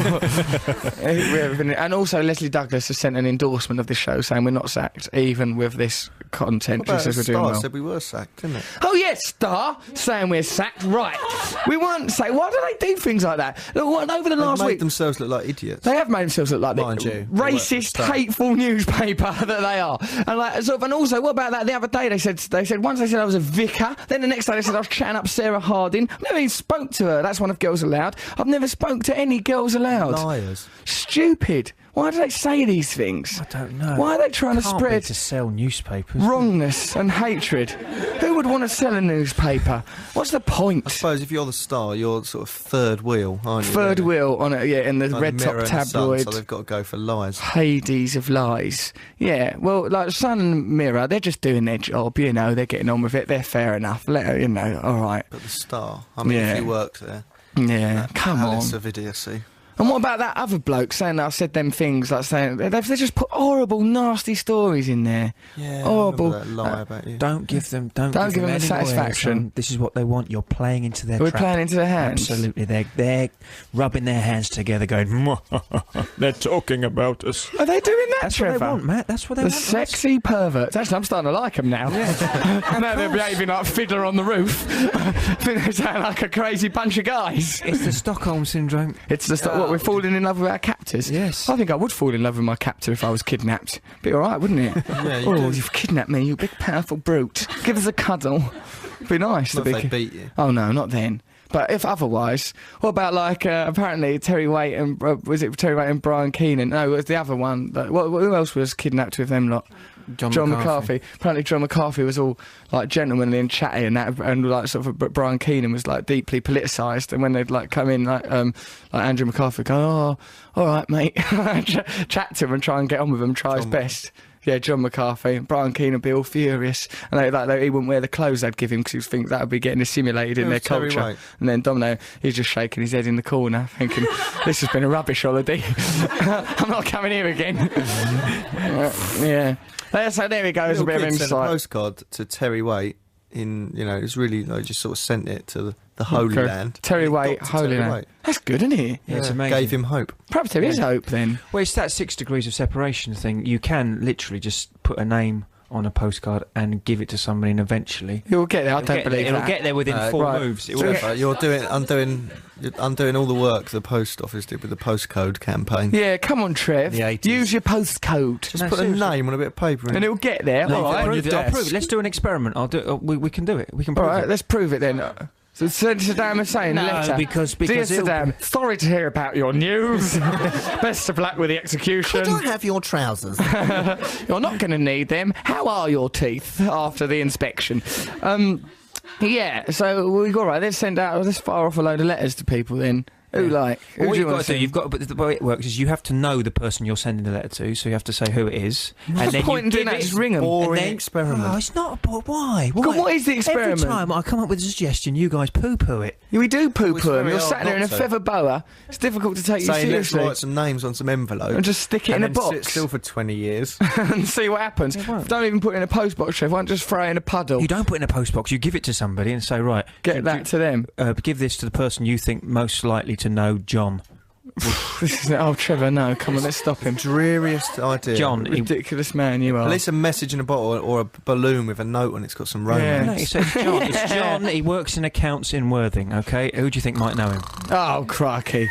What a preposterous way to live our lives. And how do you know it's got to him? Because John will ring you up because you know John. Why Gretchen, don't you John, ring him up and tell him what you want to tell him? Because it's not an experiment, then, is it? stop talking about that, Trev, at once. We've got something here from Mandy Jones. She sent us her phone number, and she says that Gretchen Wilson is a home wrecker and that she has a garden. Right, well then, Gretchen Wilson, she the you're winner? a home wrecker. We've got to do a winner. We've only got Oh, 15 well, for the minutes. bloody hell, for Sonic Enigma. Where's the winners? And, right, here's the people that have got it wrong. Right, you lot, you've all got it wrong, probably. I don't Someone think we've says, even got time for that. is the Sonic Enigma, is it just Trevor is finally broken down? No, it actually is a song. So, right, is the Sonic Enigma Superstar Salesman by The View, says Aid in Norwich? Yes, Yes. it is. Is it Superstar Tradesman, says Laura Sharples? Yes, it is. Is it Superstar Tradesman, says Kate? Yes, it is. Is it Superstar Tradesman, says Lindsay in Derby? Hold on, I've got to do a lot of gardening. You're okay. Yeah. Is it? Everyone says that it's that. Julian near Brighton. Near it. It's not there. Yeah, you could probably get a letter to him on that basis. Exactly. That's weird, because the example he gave was Worthing, which is near Brighton. It is, How isn't it? odd, how Spooky. eerie. Right, all you people who've won Sonic Enigma, come here next week and harangue Russell Howard as he gets on with his debut show. Right, so then there's the winner of that. We've only got 15 minutes. Let's listen to a track and then we'll do our last link. What are we going to listen to now? The Blow Monkeys. Yeah, that's the link. What are we listening to? The Blow Monkeys. The Blow Monkeys? No, let's listen to Klaus Nomi or something No, to The celebrate. What from The Fall? Or Oasis. Or Yeah, Oasis. The Blow Yes. Monkeys. What? No, not Aquarius, Slide Away. Yeah, let's listen to Slide Away by Oasis. Yeah, it will be, though. That'll be on the pewter. Yeah, we've got 33 seconds to find it. Why have we got 33 seconds Why to do you find make it? things difficult? Well, I feel some time now. Go on, All tell right, us then. about your necklaces. Right, I've got a lot of necklaces. They go round the old necky wick, look all nice and tight. I've got a book coming out. It's called My Bookie Book. I've got a television programme starting. It's called My Tellywelly Programme. I've got a DVD coming out. It's called My DVD Weedy Diddly I Try. So all them new things are happening in life. Ain't that exciting? Going to Radio 2. It'll be a nice new radio show for us all. G's coming up in a minute with a poem. Have you found Slide Away yet, lads? There, that's the spirit. No one even noticed that happening. So let's listen to dedicate this to Sarah. That's Noel's girlfriend, Liam, who we met. Was a lovely boy. You can listen to that story in the last pre-recorded link. Paul Gallagher. That's going out to you. All of the lovely Gallaghers. So, and yeah, oh, blimey. Let's have a little listen to this. Then we'll do our last ever 6 music link. Before we slide away. Before we slide away. Oh, Christ. Oh, God. The romance, the sentimentality of it all. Let's go and look through some bins. So, yeah, there they were then. Oasis, Slide Away. So this is probably our last... Well, it is our last link on 6 Music. So, God, think of all the people that we've got to thank. Just us, mostly. No, it's everyone. Our listeners. Of course, the listeners. They'll be last. They're most prominent. Rick Blackshill, he gives us a chance, this radio station. Leslie Douglas, she's the maniac who's promoted us to a radio station with more listeners than that. Adam, our producer, other Adam, young Charlotte, who used to come in here. Remember Mark Sheldon, who talks like Alan Titchmarsh, like that. Oh, hello, chaps. Well done, you're doing well on the show. Zoe, the burlesque dancer, who works now and does our message board and that. Lots of people have helped us. The podcast. Chris who done the podcast. Julian security guard, who I had to buy a bleeding croissant every week, what he never even appreciated, because he was all... I like him. He's cool, isn't he? Like, he got a shaved head. He looks like a black geezer out of Shining a little bit. Yeah. He does, doesn't he, a bit? Who is that? I don't know, but he's also in One Flew Over the Cuckoo's Nest as Mr. Turkle, a black geezer with a shaved head. He looks a bit like that. And like, he didn't used to let us in at first, but we warmed him up over time, mostly with croissants and hands on thighs and that. All the people who listen, think of the people who have come on the show, the wonderful Noel Gallagher, the contributions he's made. Every time we see him, he goes, oh, yeah. It's okay, don't mention it. But when he heard that we were going on Radio 2, he goes, don't mention it, by the way, don't mention it. Like it was he's taking all the credit for it.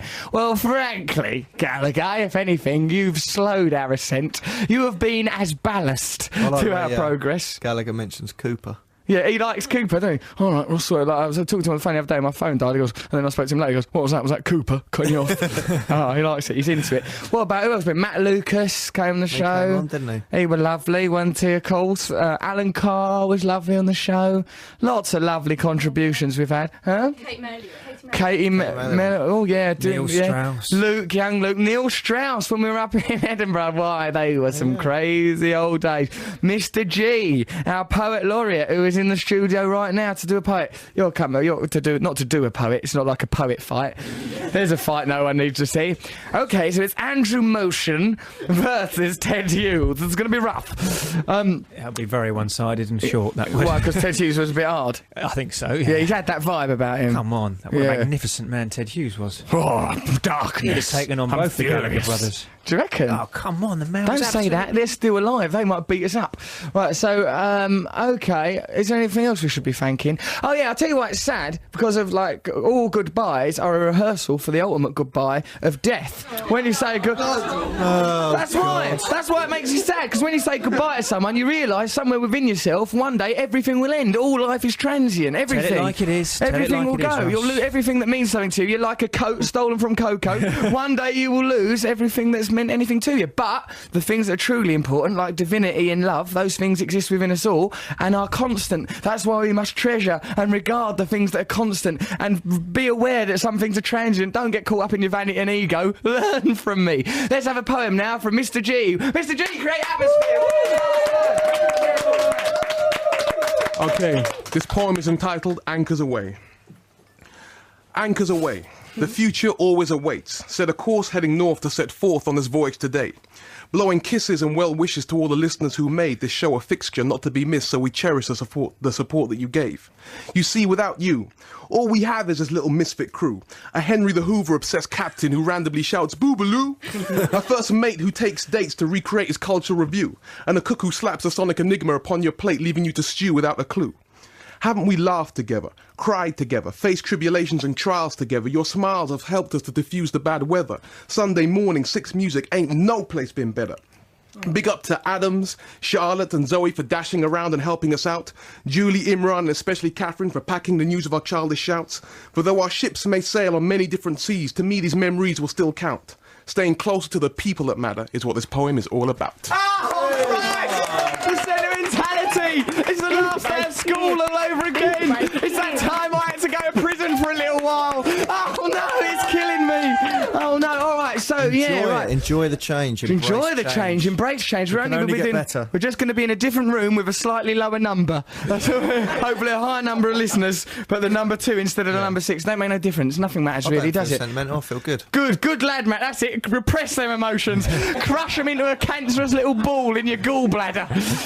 Okay, so yeah, well, thanks for the last hour is back in time. We pre-recorded this yesterday. We were all a little bit younger, as Matt points out, in the pre-record itself. Oh, but it's good though, isn't it? Oh, what a pre-recorded hour it is. So thank you, everyone. Thank you, every listener, every newscaster. Thank you, even people that didn't even like our show that much. What, Matt? Every text and email, thank you. Every text and email, I feel thank bad you. about all the things we haven't Sorry, read we didn't read all them things out. Yeah, we didn't. We just didn't have time. We do love you, but sometimes it's just an administrative problem. Well done, Sonic Enigma winner, Mano, the only man ever to have won.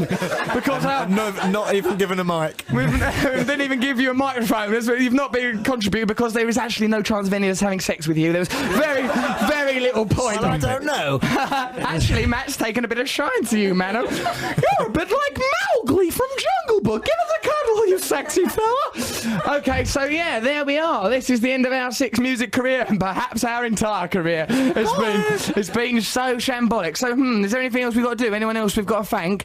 Trev, do you want to thank anyone? Stop thanking people. You've got to thank nervous people. Auntie. Thanks for coming. I'm not getting on too well with your Uncle Peter. He's been staying late at the office. I think we all know what's going on. Go on, Trevor, have you got anyone you want to do? I really want to thank the listeners because you guys have been wonderful to me. No, listeners. you have. I mean, what about the people on the fan site? Fan site. Really lovely. I'm a member. Oh, I'm a member. Yeah. Thank you, everyone on the fan site. We offer you actual love. Yeah. Sometimes we can't give you all the time and devotion because we're busy. We've got loads of things to do, but we love you. And stuff. Thanks for all them presents. Yeah, I've got a lovely thing here right now that I've been firing about at random. Thanks for the poems. People sending me poems and stuff. Thanks for the poems you've sent G. I reckon. Thanks to G. We said thanks to G. He gets enough thanks. Poets don't need thanks. He needs to feel marginalised and ostracised and to write poetry. Now, okay, yeah, let's get that last poem he done just then. Get that printed up. We'll all sign it, and the people that won the Sonic Enigma, they can have copies of that, and we'll see if people are allowed into the Radio 2 studio. I'm sorry, Matthew, but when I think of their little faces, thanks to Cooper, Henry, Morrissey. Oh God, where would we be without Morrissey? So, Mr. Master Sue. He's called Master Sue. Don't call him Mr. Sue. He hates that. He'll kick your bloody head in.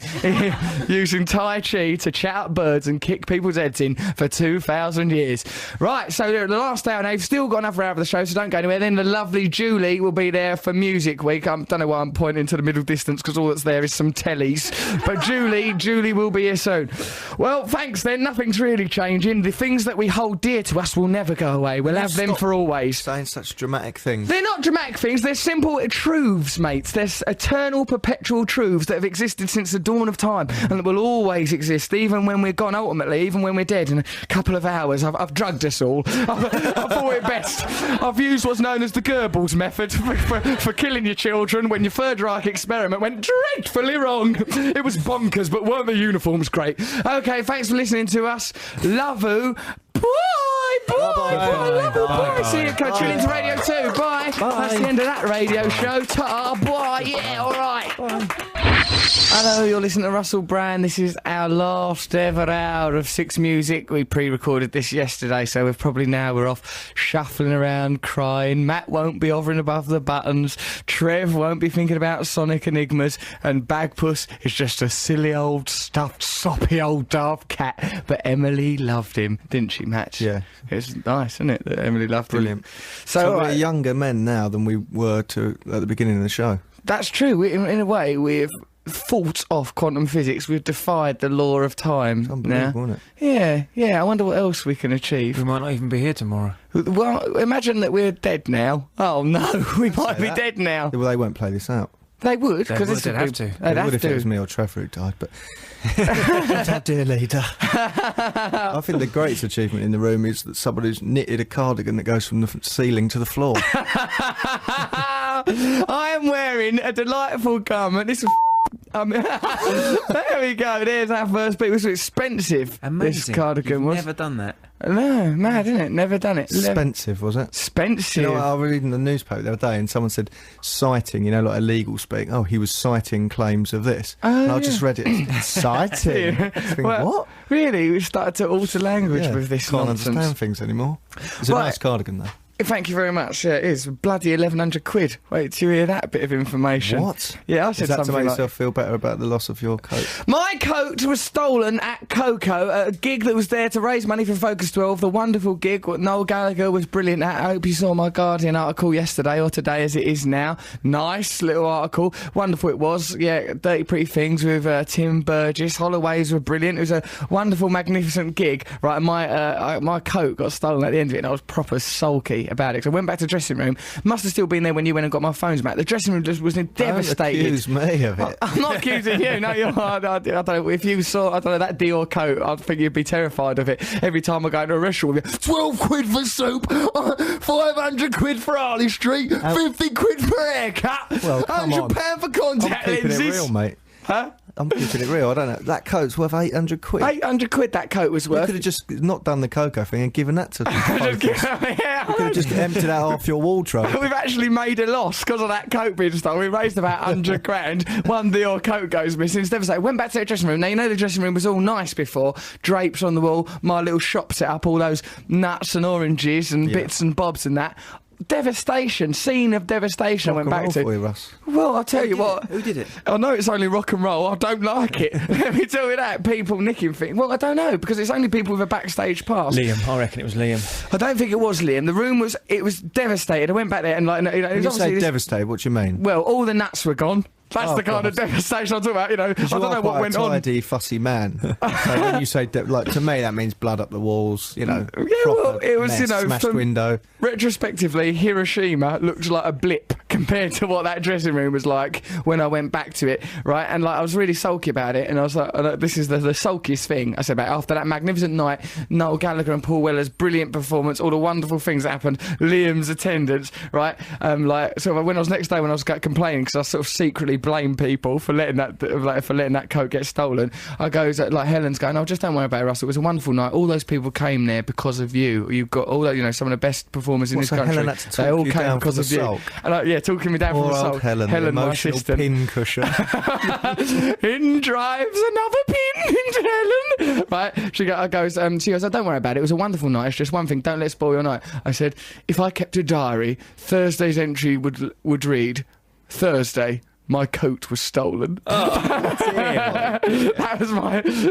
but Noel Gallagher performed with Paul Weller, chanting crowds, magnificent night. Proper sulky. So I met Liam Gallagher. Blimey, so did I. Amazing moment, right? Because like he's an astonishing person, Liam Gallagher. This is just sort of how it went. Went backstage after the gig. I've never met him before. He came up to me. He looked like amazing. This was like this is the thing. Like, you know, when I get like how I got a bit gay about Wogan with his muscly body, right? Like, well, Liam came over and he just went. It was, all right, mate, all right. Like that sort of posturing and grandstanding like Muhammad Ali or Mussolini or something, but totally it suits him. Sort of leaning back, craning, sort of peering at you under his gorgeous hooded eyelid things. Goes, all right, mate, come in here.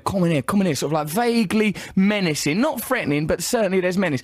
Went into this room on my own with him. Goes, yeah, all right. Effing this, F that, all right. You know, just constant, endless, that wasn't a full swear word. Just like swearing constantly, right? And like, he didn't really have anything to say to me. He was just like, just called me in this room and just sort of was swearing about nothing in particular. He's got such intense magnetism and charisma that he just seems like the distillation of the idea of fame. It's like, you know, when you meet other famous people, you meet Noel or whatever, you sort of go like, oh, right, you know, there's the idea of Noel, the idea we've been aware of all our lives, and here now is Noel, a person that we talk to and muck about with. Liam, it is just like the person in the video, the person on the posters, the person that you see splashed across headlines. You don't sort of see and different. He is like the distillation of fame, of celebrity, this sort of charismatic, sexy person. And I was sort of like, I was flicking through my mental Rolodex for how do I deal with this person that's just sort of this swaggering, insouciant, sexual person who's sort of like chatting and he's going, yeah, I like your effing radio show, you know, I like your radio show, I like that show you're doing on MTV, you know, I'll come on it and that, if you like. And I was like, yeah, no, please, God, you've been really welcome. And there's one bit and he leaned his face right into mine, so his nose was touching my nose, and it was so exhilarating. I thought, he's either going to kiss me or headbutt me, but it was so exciting, I didn't care which. I just thought, either would be fine. Headbutt me if you will, kiss me if you must, I'll accept anything. You had me at effing hello. You know, just like this ball of kind of slab of intense charisma. Yeah. And then, also, the other thing I noticed about him is, like, everyone has a mum mode, right? When you're meeting a mum, you're meeting a parent, hello there. Like me, I met, if I meet someone's mum, like when I meet your family, all right, it's different because your family like normal people or whatever, but like, you know, there's a little bit of like, oh, hello, all right, lovely to meet you, all right, Sue, all right, Bob, you know, sort of like, you know, to being a bit nicer, some of the elements of your character left alone. Liam Gallagher, he got no mum mode. All right, mate, like, he sort of called my mate or something, all right, FNL, nice to meet you, all right, sort of being sort of all arrogant with mum. I thought he was going to offer her a trip to the Lavvy. Yeah, come on, let's go, because we're going to do one, Bubs. It's like, really funny. He was properly funny. He's amazing, though, intense, charismatic person. What did you think of him, Matt? I thought I was there when he introduced him to your mum. You went, oh, this is my mate Matt. I don't know, he's mad. He's jigging about too much. But, like, you know, it's sort of like, it's not a criticism. I want to make it very clear it's not a criticism, because he listens to this show, and I think he would just hit you if he was annoyed, and I don't want him to be annoyed, because main thing was, it was like a living piece of iconography. It's like, you know, that's what I sort of was hit by. I was most struck by the difference between him and Noel. Because when we were in Noel's dressing room just laughing at his rider, which was basically What's-Its. Yeah, What's-Its and the Noel's right. Yeah, Jelly babies. Haribo's and also other sweets are available. It was really funny when we go like, did you have to ask for them? No. Yeah, I'll have some like What's-Its, some Haribo's, please. A packet of Monster Munch. He's got Monster Munch. He's all different flavours of Monster Munch. He claimed he didn't ask for them by name, but I reckon he did. Yeah, striking difference between those two siblings, isn't there? Totally. Amazing. Yeah, so that was an extraordinary event. Why don't you culturally review Coco now then, at the event? Really? It's quite a lot of pressure to suddenly ask me to do that. That's what you do every week. I normally have to write 3 words on a post-it note. Yeah, then I was sort of ridiculous, unrelated linguistic squirts that you put across a page. Matt's cultural review. Woo! Here it is, cultural review. Some paper. He's got some paper. Just bear with me. Give it him. Go on then, cultural review. Because I wasn't there, I didn't know what happened. Trev was you late. You came there late though. I came later for the party, but I missed the fireworks. I was up in the very highest point of Coco, which is pretty high, isn't it? Yeah. It's like vertiginous, if that's a word. The it is view a of word. the stage. Yeah. Thanks. So at the beginning, the most amazing thing was the crowd were like a football crowd, weren't they? Yeah. For like £50 a ticket. I know, I and thought that would exclude people. Like, no, like when they're going, Liam, because Liam was in the thing all the way through the Holloway set. It was like just the sort of, it was weird, wasn't it? Because the Holloways were on and they were just going, Liam, all over it. So I was thinking, oh God, what's the Holloways? Yeah. And it's nice to see acoustic music like that, and drummers sitting on boxes and banging in the box. I liked that. That happened a couple of times, didn't it? Yeah. It was good to see old Tim Burgess. Yeah, Dave. He looked like he had rosy cheeks. He did look like a toy soldier a bit, didn't he? Put on his cheeks? I liked him. He had rouge on. I think he looked jolly and nice. He did look like a painted man. It's chilly, I reckon that's all that is. And he was very friendly and lovely, Tim Burgess. I'd not met him before. He was dead lovely. And the gig really came alive then, because all people wanted was to see Noel, wasn't it? Or Liam Crane over the balcony. Liam! Like, you know, so like, I felt bad about bringing Dirty Pretty Things on and the Holloways. But like, I think when Tim Burgess came, because he too is from that era, calmed things down, started to acquiesce. Before that era, in a way. In a way. Really proceeded, did they, charlatans? Rose's Mondays era. Really? Oh, well, there you are then. That's probably helped them then. They probably thought, oh, well, that's nice, you know, he led them by the hand. Without him, perhaps there would be no Oasis. I can't imagine that they would have thought of the chronology. Nah, but they were happy with him. They were happy with Weller coming out, that's great. Weller I watched Noel from the side of the stage. That too, really. That was amazing, wasn't it? Yeah, and Strawberry Fields, best bit. We couldn't put that bit on Six Music, really sorry good. about that. We weren't allowed to. What else happened? There was, your coat being nicked. Oh, that coat! Why did they nick that coat? I wonder who done it. Was it right? Do you think it's someone that's with the Holloways, someone that's with Dirty Pretty Things, or someone that's with Noel Gallagher? Who done it? There was a lot of random people at the back. Were there? Yeah, just random people always turn up. Yeah, how did they get there? The devastation. Like, because before, my dressing room was like a little shop selling oranges and bananas and nuts and that, didn't Why it? did it look like that? You're taking the mickey out of Noel's right, or we are. Yeah. But when I went into your dressing room, there was a sofa, and in front of it a table. Yeah. And had you lined it all up? I never lined it up like that. I arrived there and it was all like, did look like a greengrocer's counter. Like a child playing post offices. It's weird. Good for the atmosphere. I'll tell you what, right, let's listen to a little bit of music now. What are we going to listen to? Well, let's relive that moment. Generator. And Generator, a really good, lovely single, wasn't it? And if I'm really sort of, but like, that was, try and imagine this song by the Holloways, Generator, with a constant throb of Liam underneath it. They did brilliant, the Holloways. They were great, actually. Yeah. All right, let's have a listen to it. What are you on about, Matthew? Oh, yeah, when, like, Sarah McDonald, Noel's girl, she's listening now. Noel's effed off to foreign land to do different acoustic sets. Sarah's listening. Is he? Hello, Sarah. All right, dear. Yeah, she was surprised that you looked so sensible. Yeah, no, didn't look sensible. She goes, oh, you don't look as sensible as I'd She said imagined. I sound sensible on the radio, but I looked different to how she imagined. Because you look like a lout. When you see Matt wearing his Ralph Lauren top and his bobber boots, swaggering about, doing armpit farts and belching. What do you do then? Turn your Cooper, phone off. quiet, for God's sakes! No, Noel walked past and goes, oh, Sarah, this is Matt, Russell's sidekick. And he vomited. Yeah, good. And I said, yeah, no, and you're Liam's sidekick. That's good, that. Good line, good riposte. Yeah, they were... But anyway, Did he hear? and she said, what, you're Matt? I thought, she goes, you sound so sensible on the radio. Yeah. I looked myself up and down and thought, crikey. What do you mean? Not dressed as a Mr. Man. Well, like, I spoke to her, like, she said to me on the phone, she goes, oh, Matt doesn't he look sensible? No, he don't look sensible, does he? I imagine he's much more sensible. Stop getting it wrong! She goes, I thought you'd look like Richard Bacon. I goes, if it's sensible looking people that you want, try old Trevor Lockie. Yeah. A more sensible looking accountant-faced twerp you're never likely to find. Got strawberry laces in. Why have you got strawberry bootlaces in your beige long canoe brogues? Why are you calling them strawberry laces as if that's a thing that people could call laces? Got strawberry bootlaces, the food like that you get as a kid, great big long strawberry Trevor didn't have bootlaces, such thing. confectionery. Oh, we didn't have that in normal Budbrook. strawberries. You ridiculous man. Why? Look at the size of them bloody shoes. For shoes. They're all right. They're all right. They've got a bit of pink in them. What's wrong with that? Cheers people up on a grey November day. Cheered me up when I saw him, Trev. Well, yeah, it is red actually. Yeah. Why on earth is Trevor coming here dressed like Boy George?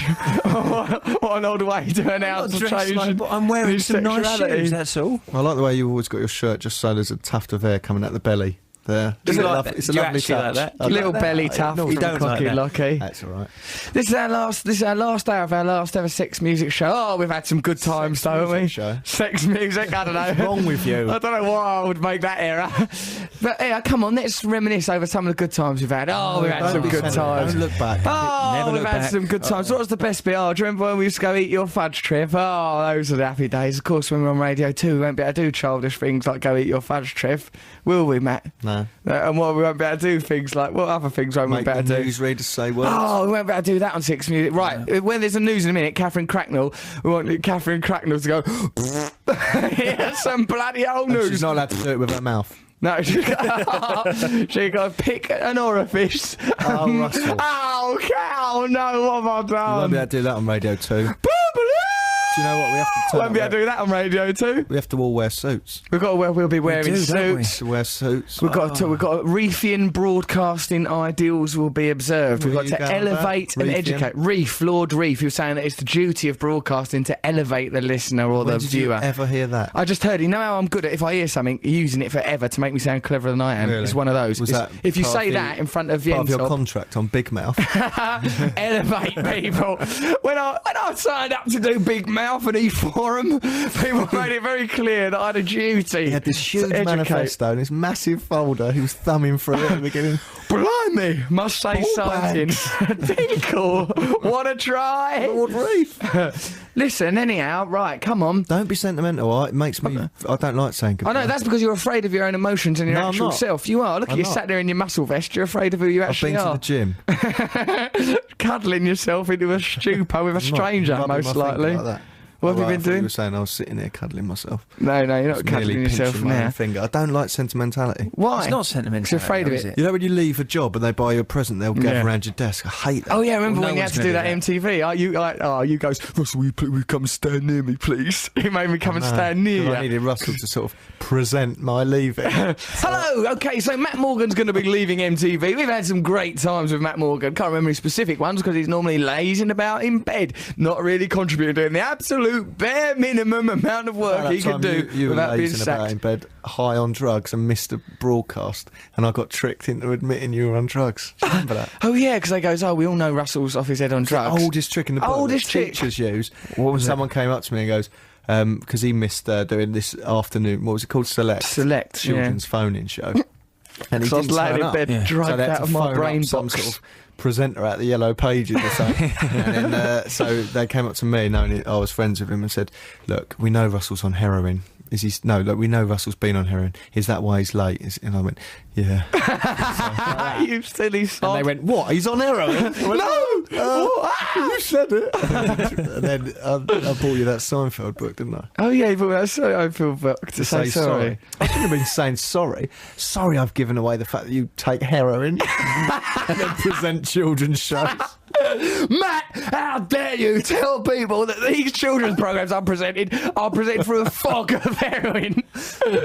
You've blown it. Them kids are enjoying that smacking juice rubbish. Oh, happy times. Look at us doing TV shows now and radio shows, not on heroin. If anything, they're worse. They're less professional, more swearing, more irreverent. Oh, I don't know. We've been through some things. Come on, let's think of the best 6 music shows. Good when Noel Gallagher came in the studio, wasn't it, that time? Early days. Yeah, good. Katie Melua come here once. That was good, isn't it? Yeah.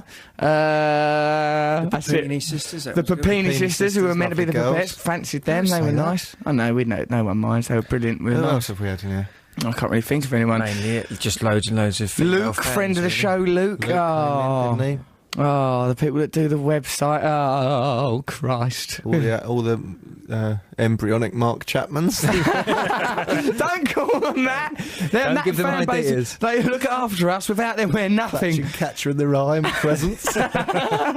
Stop it. joking. They're brilliant. Oh, I love our fans, Matthew. Without I love them. them too. Yeah, good. Shifty little character. So you should. Come, Matt, read out that story that was in the Sun the other day about things that you blagged out on the air, you lunatic. Ruspect package. Oh, they should have just gone with suspect package because that's enough of a joke. Yeah, Ruspect makes it Ruspect. confusing. It's a story about me Stupid. stuffing my I always pants. think about if foreign people came to England, like Which they shouldn't, I'm sure, in your hateful view. Shut up! Don't say that. It's not even funny.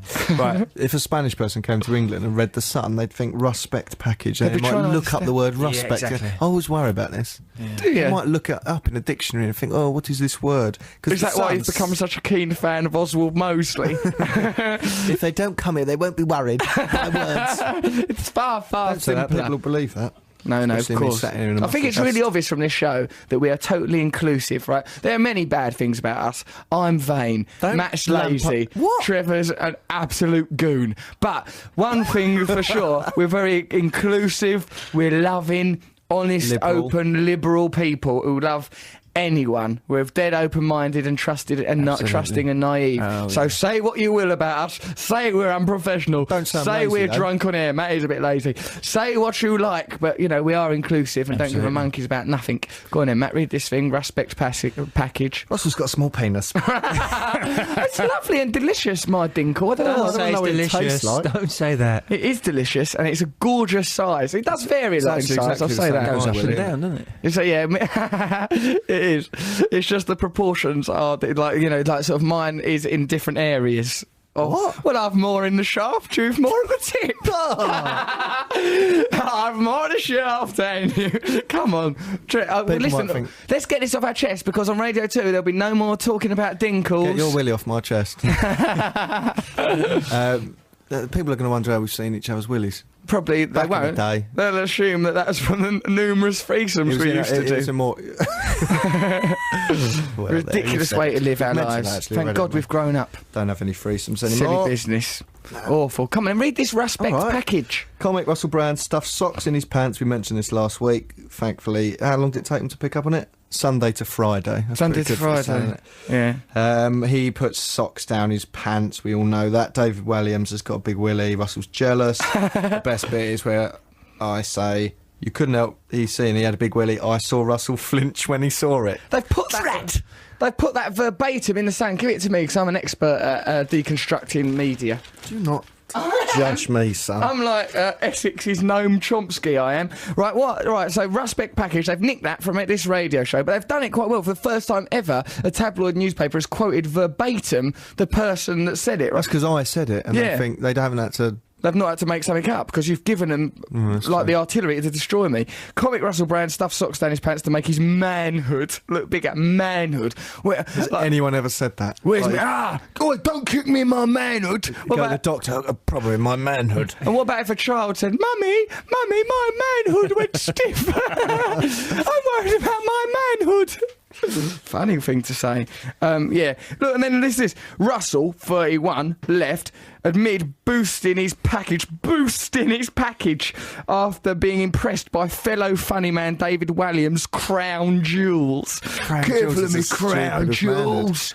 It's a ridiculous way to describe it. Right, and then it does quote you, like, perfectly. It goes, Russell's BBC Six Music co-host Matt Morgan revealed, co-hosts now, are you? Better than sidekick. I'll read it. I think it should be stooge, twerp, ninny. There you go. Matt Morgan revealed, so there's your name on page 3 of The Sun, Matthew.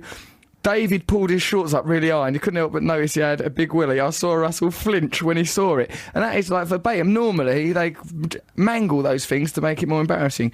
But I suppose because it's embarrassing enough as it is. Russell denied flinching but said he nodded in admiration. Matt added later at the gig in Dartford, Kent, we were backstage and Russell put 2 socks down his trousers. He reduced it to 1 later, but there was a point where he had 2 socks on. He went on stage with socks down his trousers. I've explained in many occasions it's simply because we needed the seam. It was because of the seam. We? Who's we? You and your willy?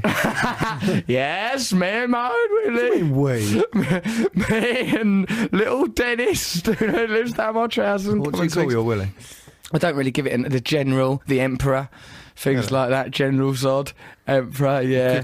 I sometimes think of it as Henry Winkler, not yours. Your own one? Yeah.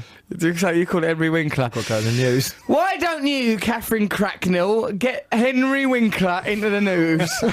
Say Henry Winkler or say Crown Jewels or Manhood. Come on, euphemisms for Dinkle on a little show we like to call Six Music News. BBC Six Music. Why do you like Klaus Nomi so much, Trev? Just think he gives something different, doesn't he? He gives a little bit of colour to the show. I'm a simple man. I mean, that's got into my brain box. I'll say that for him. Oh, well, off we go.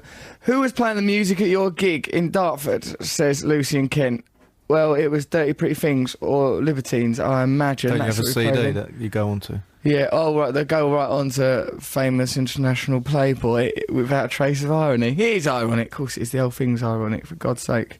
Who is your question for? What was the first record you bought? It was probably Pinky and Perky. Matt, Trev. Was it? I liked those guys. Jackson 5, I think.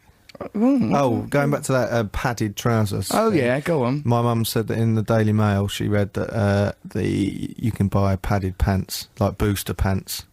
Oh, what about, do you not remember that time I had them pants where you had to pull your package, your jewels, through a hole in the front of them? I don't think that was what it was for. It was painful. They were sort of gay sex pants. and that's not a joke, they literally were. No, gay sex that was pants? To put your key for the locker. They were swimming trunks. They were not. You put the key for it was some odd thing. There was 2 layers at the front, and right, there's imagine a normal pair of pants, right? They're black, but they're made out of a sort of a slightly sheer sort of material. Then there's another layer in front of the package bit, and that layer has a hole in it, like the entrance to a birdhouse. Exactly, right? That's true. and then you a little nesting hole. Then you put your ghoulies through there. You put everything and it hurts. And it hurts. There's no need to put your ghoulies through there. You just put your winkle through it. Just put your winkle through it. I think the most disturbing thing about it is showing it to your colleagues. Exactly. You've got these gay pants. That was a memory from a show, actually. We did that. We did that on a You show. bought them in a gay sex shop, didn't you? Well, it was on Old Compton Street, and they did give me him for nothing in the end. If Jim could fix one thing for you, says Cat from Sheffield, what would it be? What would it be? I think we spoke about this. I once wanted to ride my bike for a pyramid of bean cans. Yeah, That's all I wanted that to is do. the sort of thing they do. I remember thinking when he told me that's the sort of thing they could have done. That it's a really My easy mum and dad setup. could have done that. Yeah, In exactly. a car You park. could have done that. I gave that letter to my mum. She put it in her handbag. Yeah. It was like when you give her a letter to Father Christmas. You think, how does she know where it goes? I remember Right. thinking that. Do you reckon she sent it? No. Let's find out. I'll ask We'll her. find out if Sue sent that or not. And we'll perhaps tell you find- before this this in the happens. show. That'd be weird, won't it? We can't do that. Hold on. Marty, we gotta go back. Way back. It'd cost about 12 quid probably to buy all those beans. I think what Enough I for a wanted pyramid. was empty tins, right? Yeah. But had the Where labels did you off get and they're this all idea? shiny. I think from a cartoon, like in the Beano or something. Just riding your bike. Beano, and it's a beans. huge, like pyramid. Mm. I don't think it. I think it was just one level. It wasn't like a 3D pyramid. I think it's just a triangle, like Yeah. you know, a human pyramid. Right. Style Oh, right. It's shape. not 3D. You don't want to clatter right through the No, lot I of it. don't wanna hurt I wonder myself. what it was about that idea that attracted you. Destruction, Yeah. but also excitement and physical, you know, feeling. Certainly an energy you've carried into adult life, Matthew. What about you, Trev? What would you have done if with Jimmel? I remember wanting to Steam trains. No, not a steam Yeah, I train. bet steam trains. I'd like to be an engine driver. Can I wear one of those poncy little hats they wear and go pop, pop, poop, poop? I'm the engine driver with Tim Burgess cheeks. Tim Burgess, who I actually love, who was charming and lovely, he just had quite little rosy cheeks in He a had healthy, rouge on, lovely and that's way. all right. He didn't have rouge on. He looked lovely. Rouge, he put He's rouge on. brilliant, You know, and he like brought toy that gig to soldiers life. have red Yeah, yeah, circles yeah. on their cheeks. They like weren't that bad. They were lovely. He looked gorgeous. What and did he you was want brilliant. from Jimmel? I don't know. It probably would have been to get a weasel or something like that. I was obsessed with weasels when Jim Will Fix It was on. You so- wanted to get What, a only weasel? when that show was on? Well, in that time when I was about When 8. Incredible Your Hulk was on. letter on the story. I'd like a weasel. Was it up against Hulk? Used to be that, then Hulk, I think. No, Hulk's on Hulk ITV. was 'Cause the ITV. brake bumpers, that's when you see Hulk's boobs. I was never allowed to watch it. You weren't allowed to watch Hulk? No. Too was emotional for you, Trev. It would I have wasn't messed you allowed right to up. watch A-Team. Nothing on ITV. I wasn't allowed to watch it. Probably good in a way, Trev, because it means you've grown up as a man who has no relationship with contemporary England. Completely trapped in a Doesn't even know bubble. about strawberry bootlaces. No, I knew about Jim Will Fix It though. I used to like that. Really? So what you would have just gone, can I have a weasel? Or something like, or gone to a zoo. Can I go to a zoo? Something like that. I saw a taxidermied. Oh, Trev, that's That's rubbish. Can I have a weasel? Can I go to a zoo with a They might weasel? as well just send you a letter back going, yeah. Why don't you just, yeah, go on, F off, go to one. Well, you might as well yeah. just read Wind in the Willows on a hammock in your garden, which I imagine the kind of rubbish you got up to. I saw a taxidermied weasel. Do you remember? Me and Matt saw it. It was just holding an egg like it was a pint glass. It was I know ridiculous. that was a stoat. It would have been a Weasels do stoat. steal eggs, but they don't carry them in their hands. No, they With don't one hand. They eat it where they find it. Don't carry it like an Oscar. It's like a little burglar with an egg. Whoever stuffed it was an idiot. What did you want from Fix It? To meet Pinocchio, I've been very clear about this in the past. Can I meet Pinocchio, please, Jimmel? Yeah. You idiot. What's wrong with that? I would have liked to have met that little What guy. age did you realise that was stupid? I still don't accept that it is Still now. hold I still think that it's a reasonable request to make. The Disney Pinocchio really is the one I'm most interested Well, what in. other sorts Not when are he's there? got twigs in his nose. Well, he's from a folk tale. Oh, right, the old, Isn't he? you want the I don't want little anyone red from a folk shorts. tale. Yeah, little red shorts, nice little Little braces. red, round, rosy cheeks like Tim Burton. That'd be quite nice. Tim Burgess was brilliant. He brought that gig to life. Thank God for Tim Burgess, is what I will No, I say. don't think he's going to be upset. By But what did saying he had do? You never rouge on. know. You don't know why he got him. What did he do when he brought that gig to life? Did he sing? He done Deadwood and done North Country Boy. North Country Boy. But he sang on it. He sang. Yeah, brilliant it What else was. would he do? I don't know. I'm wondering. Just Stand in the slowly put his background. makeup on in the background. Circling his cheeks with a lipstick. What's wrong with you, But they've man? got a singer, haven't they? Yeah, but they all join in, don't they? What It's about you nice. with your eyeliner? That What you about me and my don't even have eyeliner? it put on the right place. That's the right. Women have their eyeliner put on the You've got to do it above on their the eyelashes inside. on the inside. Exactly, yeah. And he had this. We talked about this. Another makeup lady had to Yeah. stand in for his Norton and did it in the normal place. Yeah. No, it hurts too much. So she went, well, where else can I put it? He goes, put it underneath. Put it underneath. So he had one in and one underneath, and his head looked wonky. And he still did a TV show like that. What a soldier! What a man!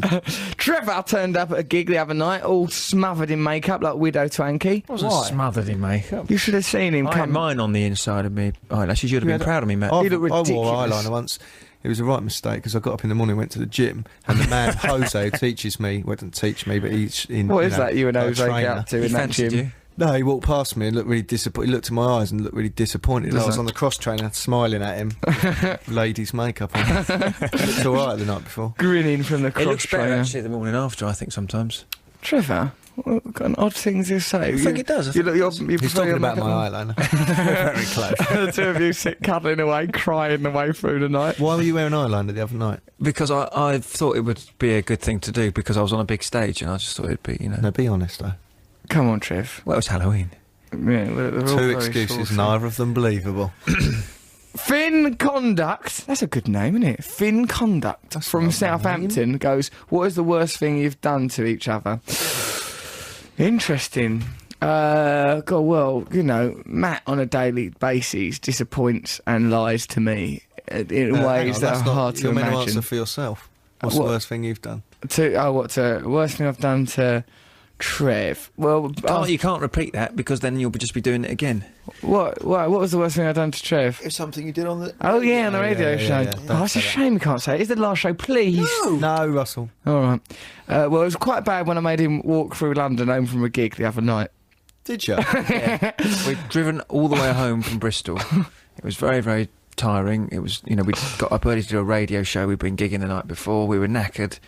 And he thought he'd save an extra, minute and a half getting home to bed by making me walk to my car. Also, there is the sense of pleasure. It is like the end of the Hulk, watching Trev walk off. Dun, dun, dun, dun. Banner. There he goes.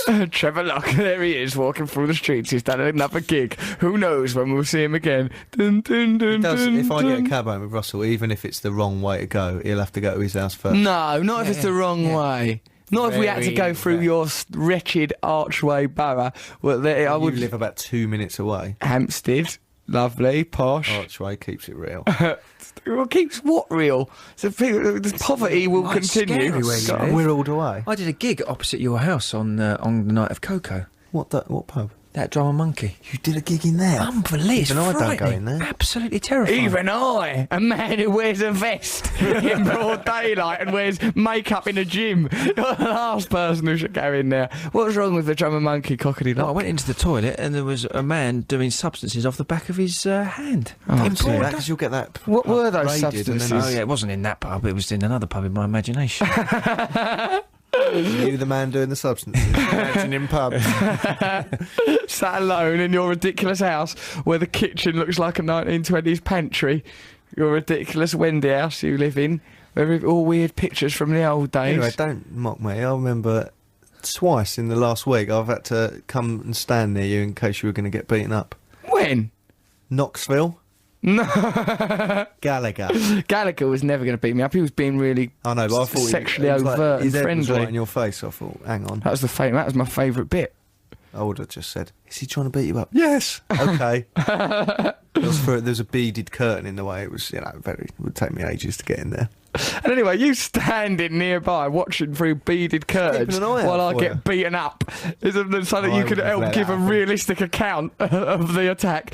Then Russell was pushed into his own blood and I've the saved your carpet. skin at least once. When? What time? You remember we were in the bar flight and those two blokes, like skinhead blokes, started on you. And I Oh started yeah, that's talking. quite good. Well, they seemed quite nice in the end, though.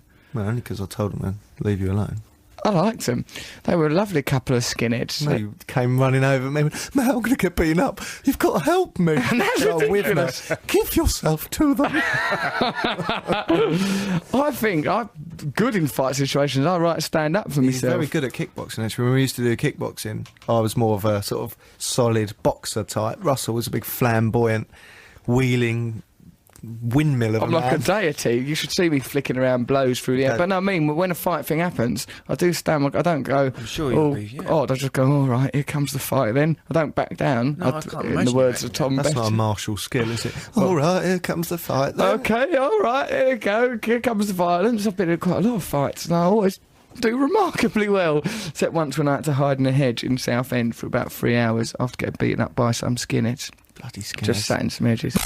And this is our last ever 6 Music Link. Turn off your phone, Trevor. What is that Trevor? you've got now? Trevor, you really do you think Over that the top, that. perhaps that's Trevor's Cooper trying to stop us being indulgent and It's a new sentimental? phone. I don't know how to change the ringtone. Right, well, thank you for listening to us on Six Music. Sorry we didn't play enough music. We're very chatty young men. We've had a lovely time being on this radio station.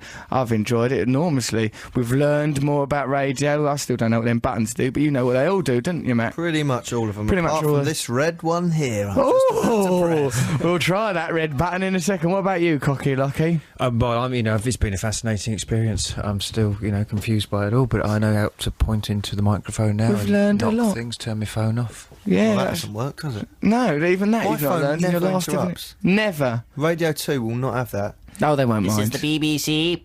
We're on the BBC now. No, but that's like, Proper BBC. What you mean is a bit, hey, avant-garde BBC, bit under the radar. Yeah, it's on digital. Soon we'll be on BBC that people can listen to in their cars. Oh God, it's going to be a lot of pressure, Matt. I don't know how we're going to cope with it. We'll be in cars. We're not in cars at the moment. Aren't people- Are there DAB radios in cars? Yeah, there might are be some cars. cars, but only in posh cars that would never listen to us, so it's pointless. Posh Yeah. people will probably like us. The posh like us. think they would? Bit of rough on the radio. Of course they do. Well, all right. Well, we're off the radio. Really, it don't matter. For us, we're just doing the same thing. It's just different work. Like instead of going, we work for Six Music, we just go work for BBC Two. In that, we're just going to be in a It room took you 6 months to learn the doing radio. That the web phone address. number. Oh no, a new web address. Oh, what's the point? 64046. Go on and say it one more time. 640464 dilly-I-chai, Russell.6 music, bbd.cop boxes. See, wee, boo-baloo. Right, well, thanks for listening to our radio show. Listen to us on Radio 2. Also, young Russell Howard's doing this show. He'll be brilliant. Listen to him. good, isn't He'll be he? great. Yeah, he's a really good comedian. He's a lovely lad. You should listen to him. Give him a chance. You'll know. Bet him in. Be nice to him. For God's sake, look after him. Right, okay. Well, see you soon, Trevor. Yeah, well, I'll see you soon, Russell. All right, yeah. see you soon then, Matt. See you in a minute. Right, we'll just carry on being with each other, and then we'll see each other tomorrow when we actually Tomorrow. do tomorrow, whatever how you say that. We'll do the first 2 hours tomorrow. We've enjoyed being on Six Music. Bye, love you. Bye. Bye-bye. Bye-bye. Here's the view. Bye. BBC Six Music.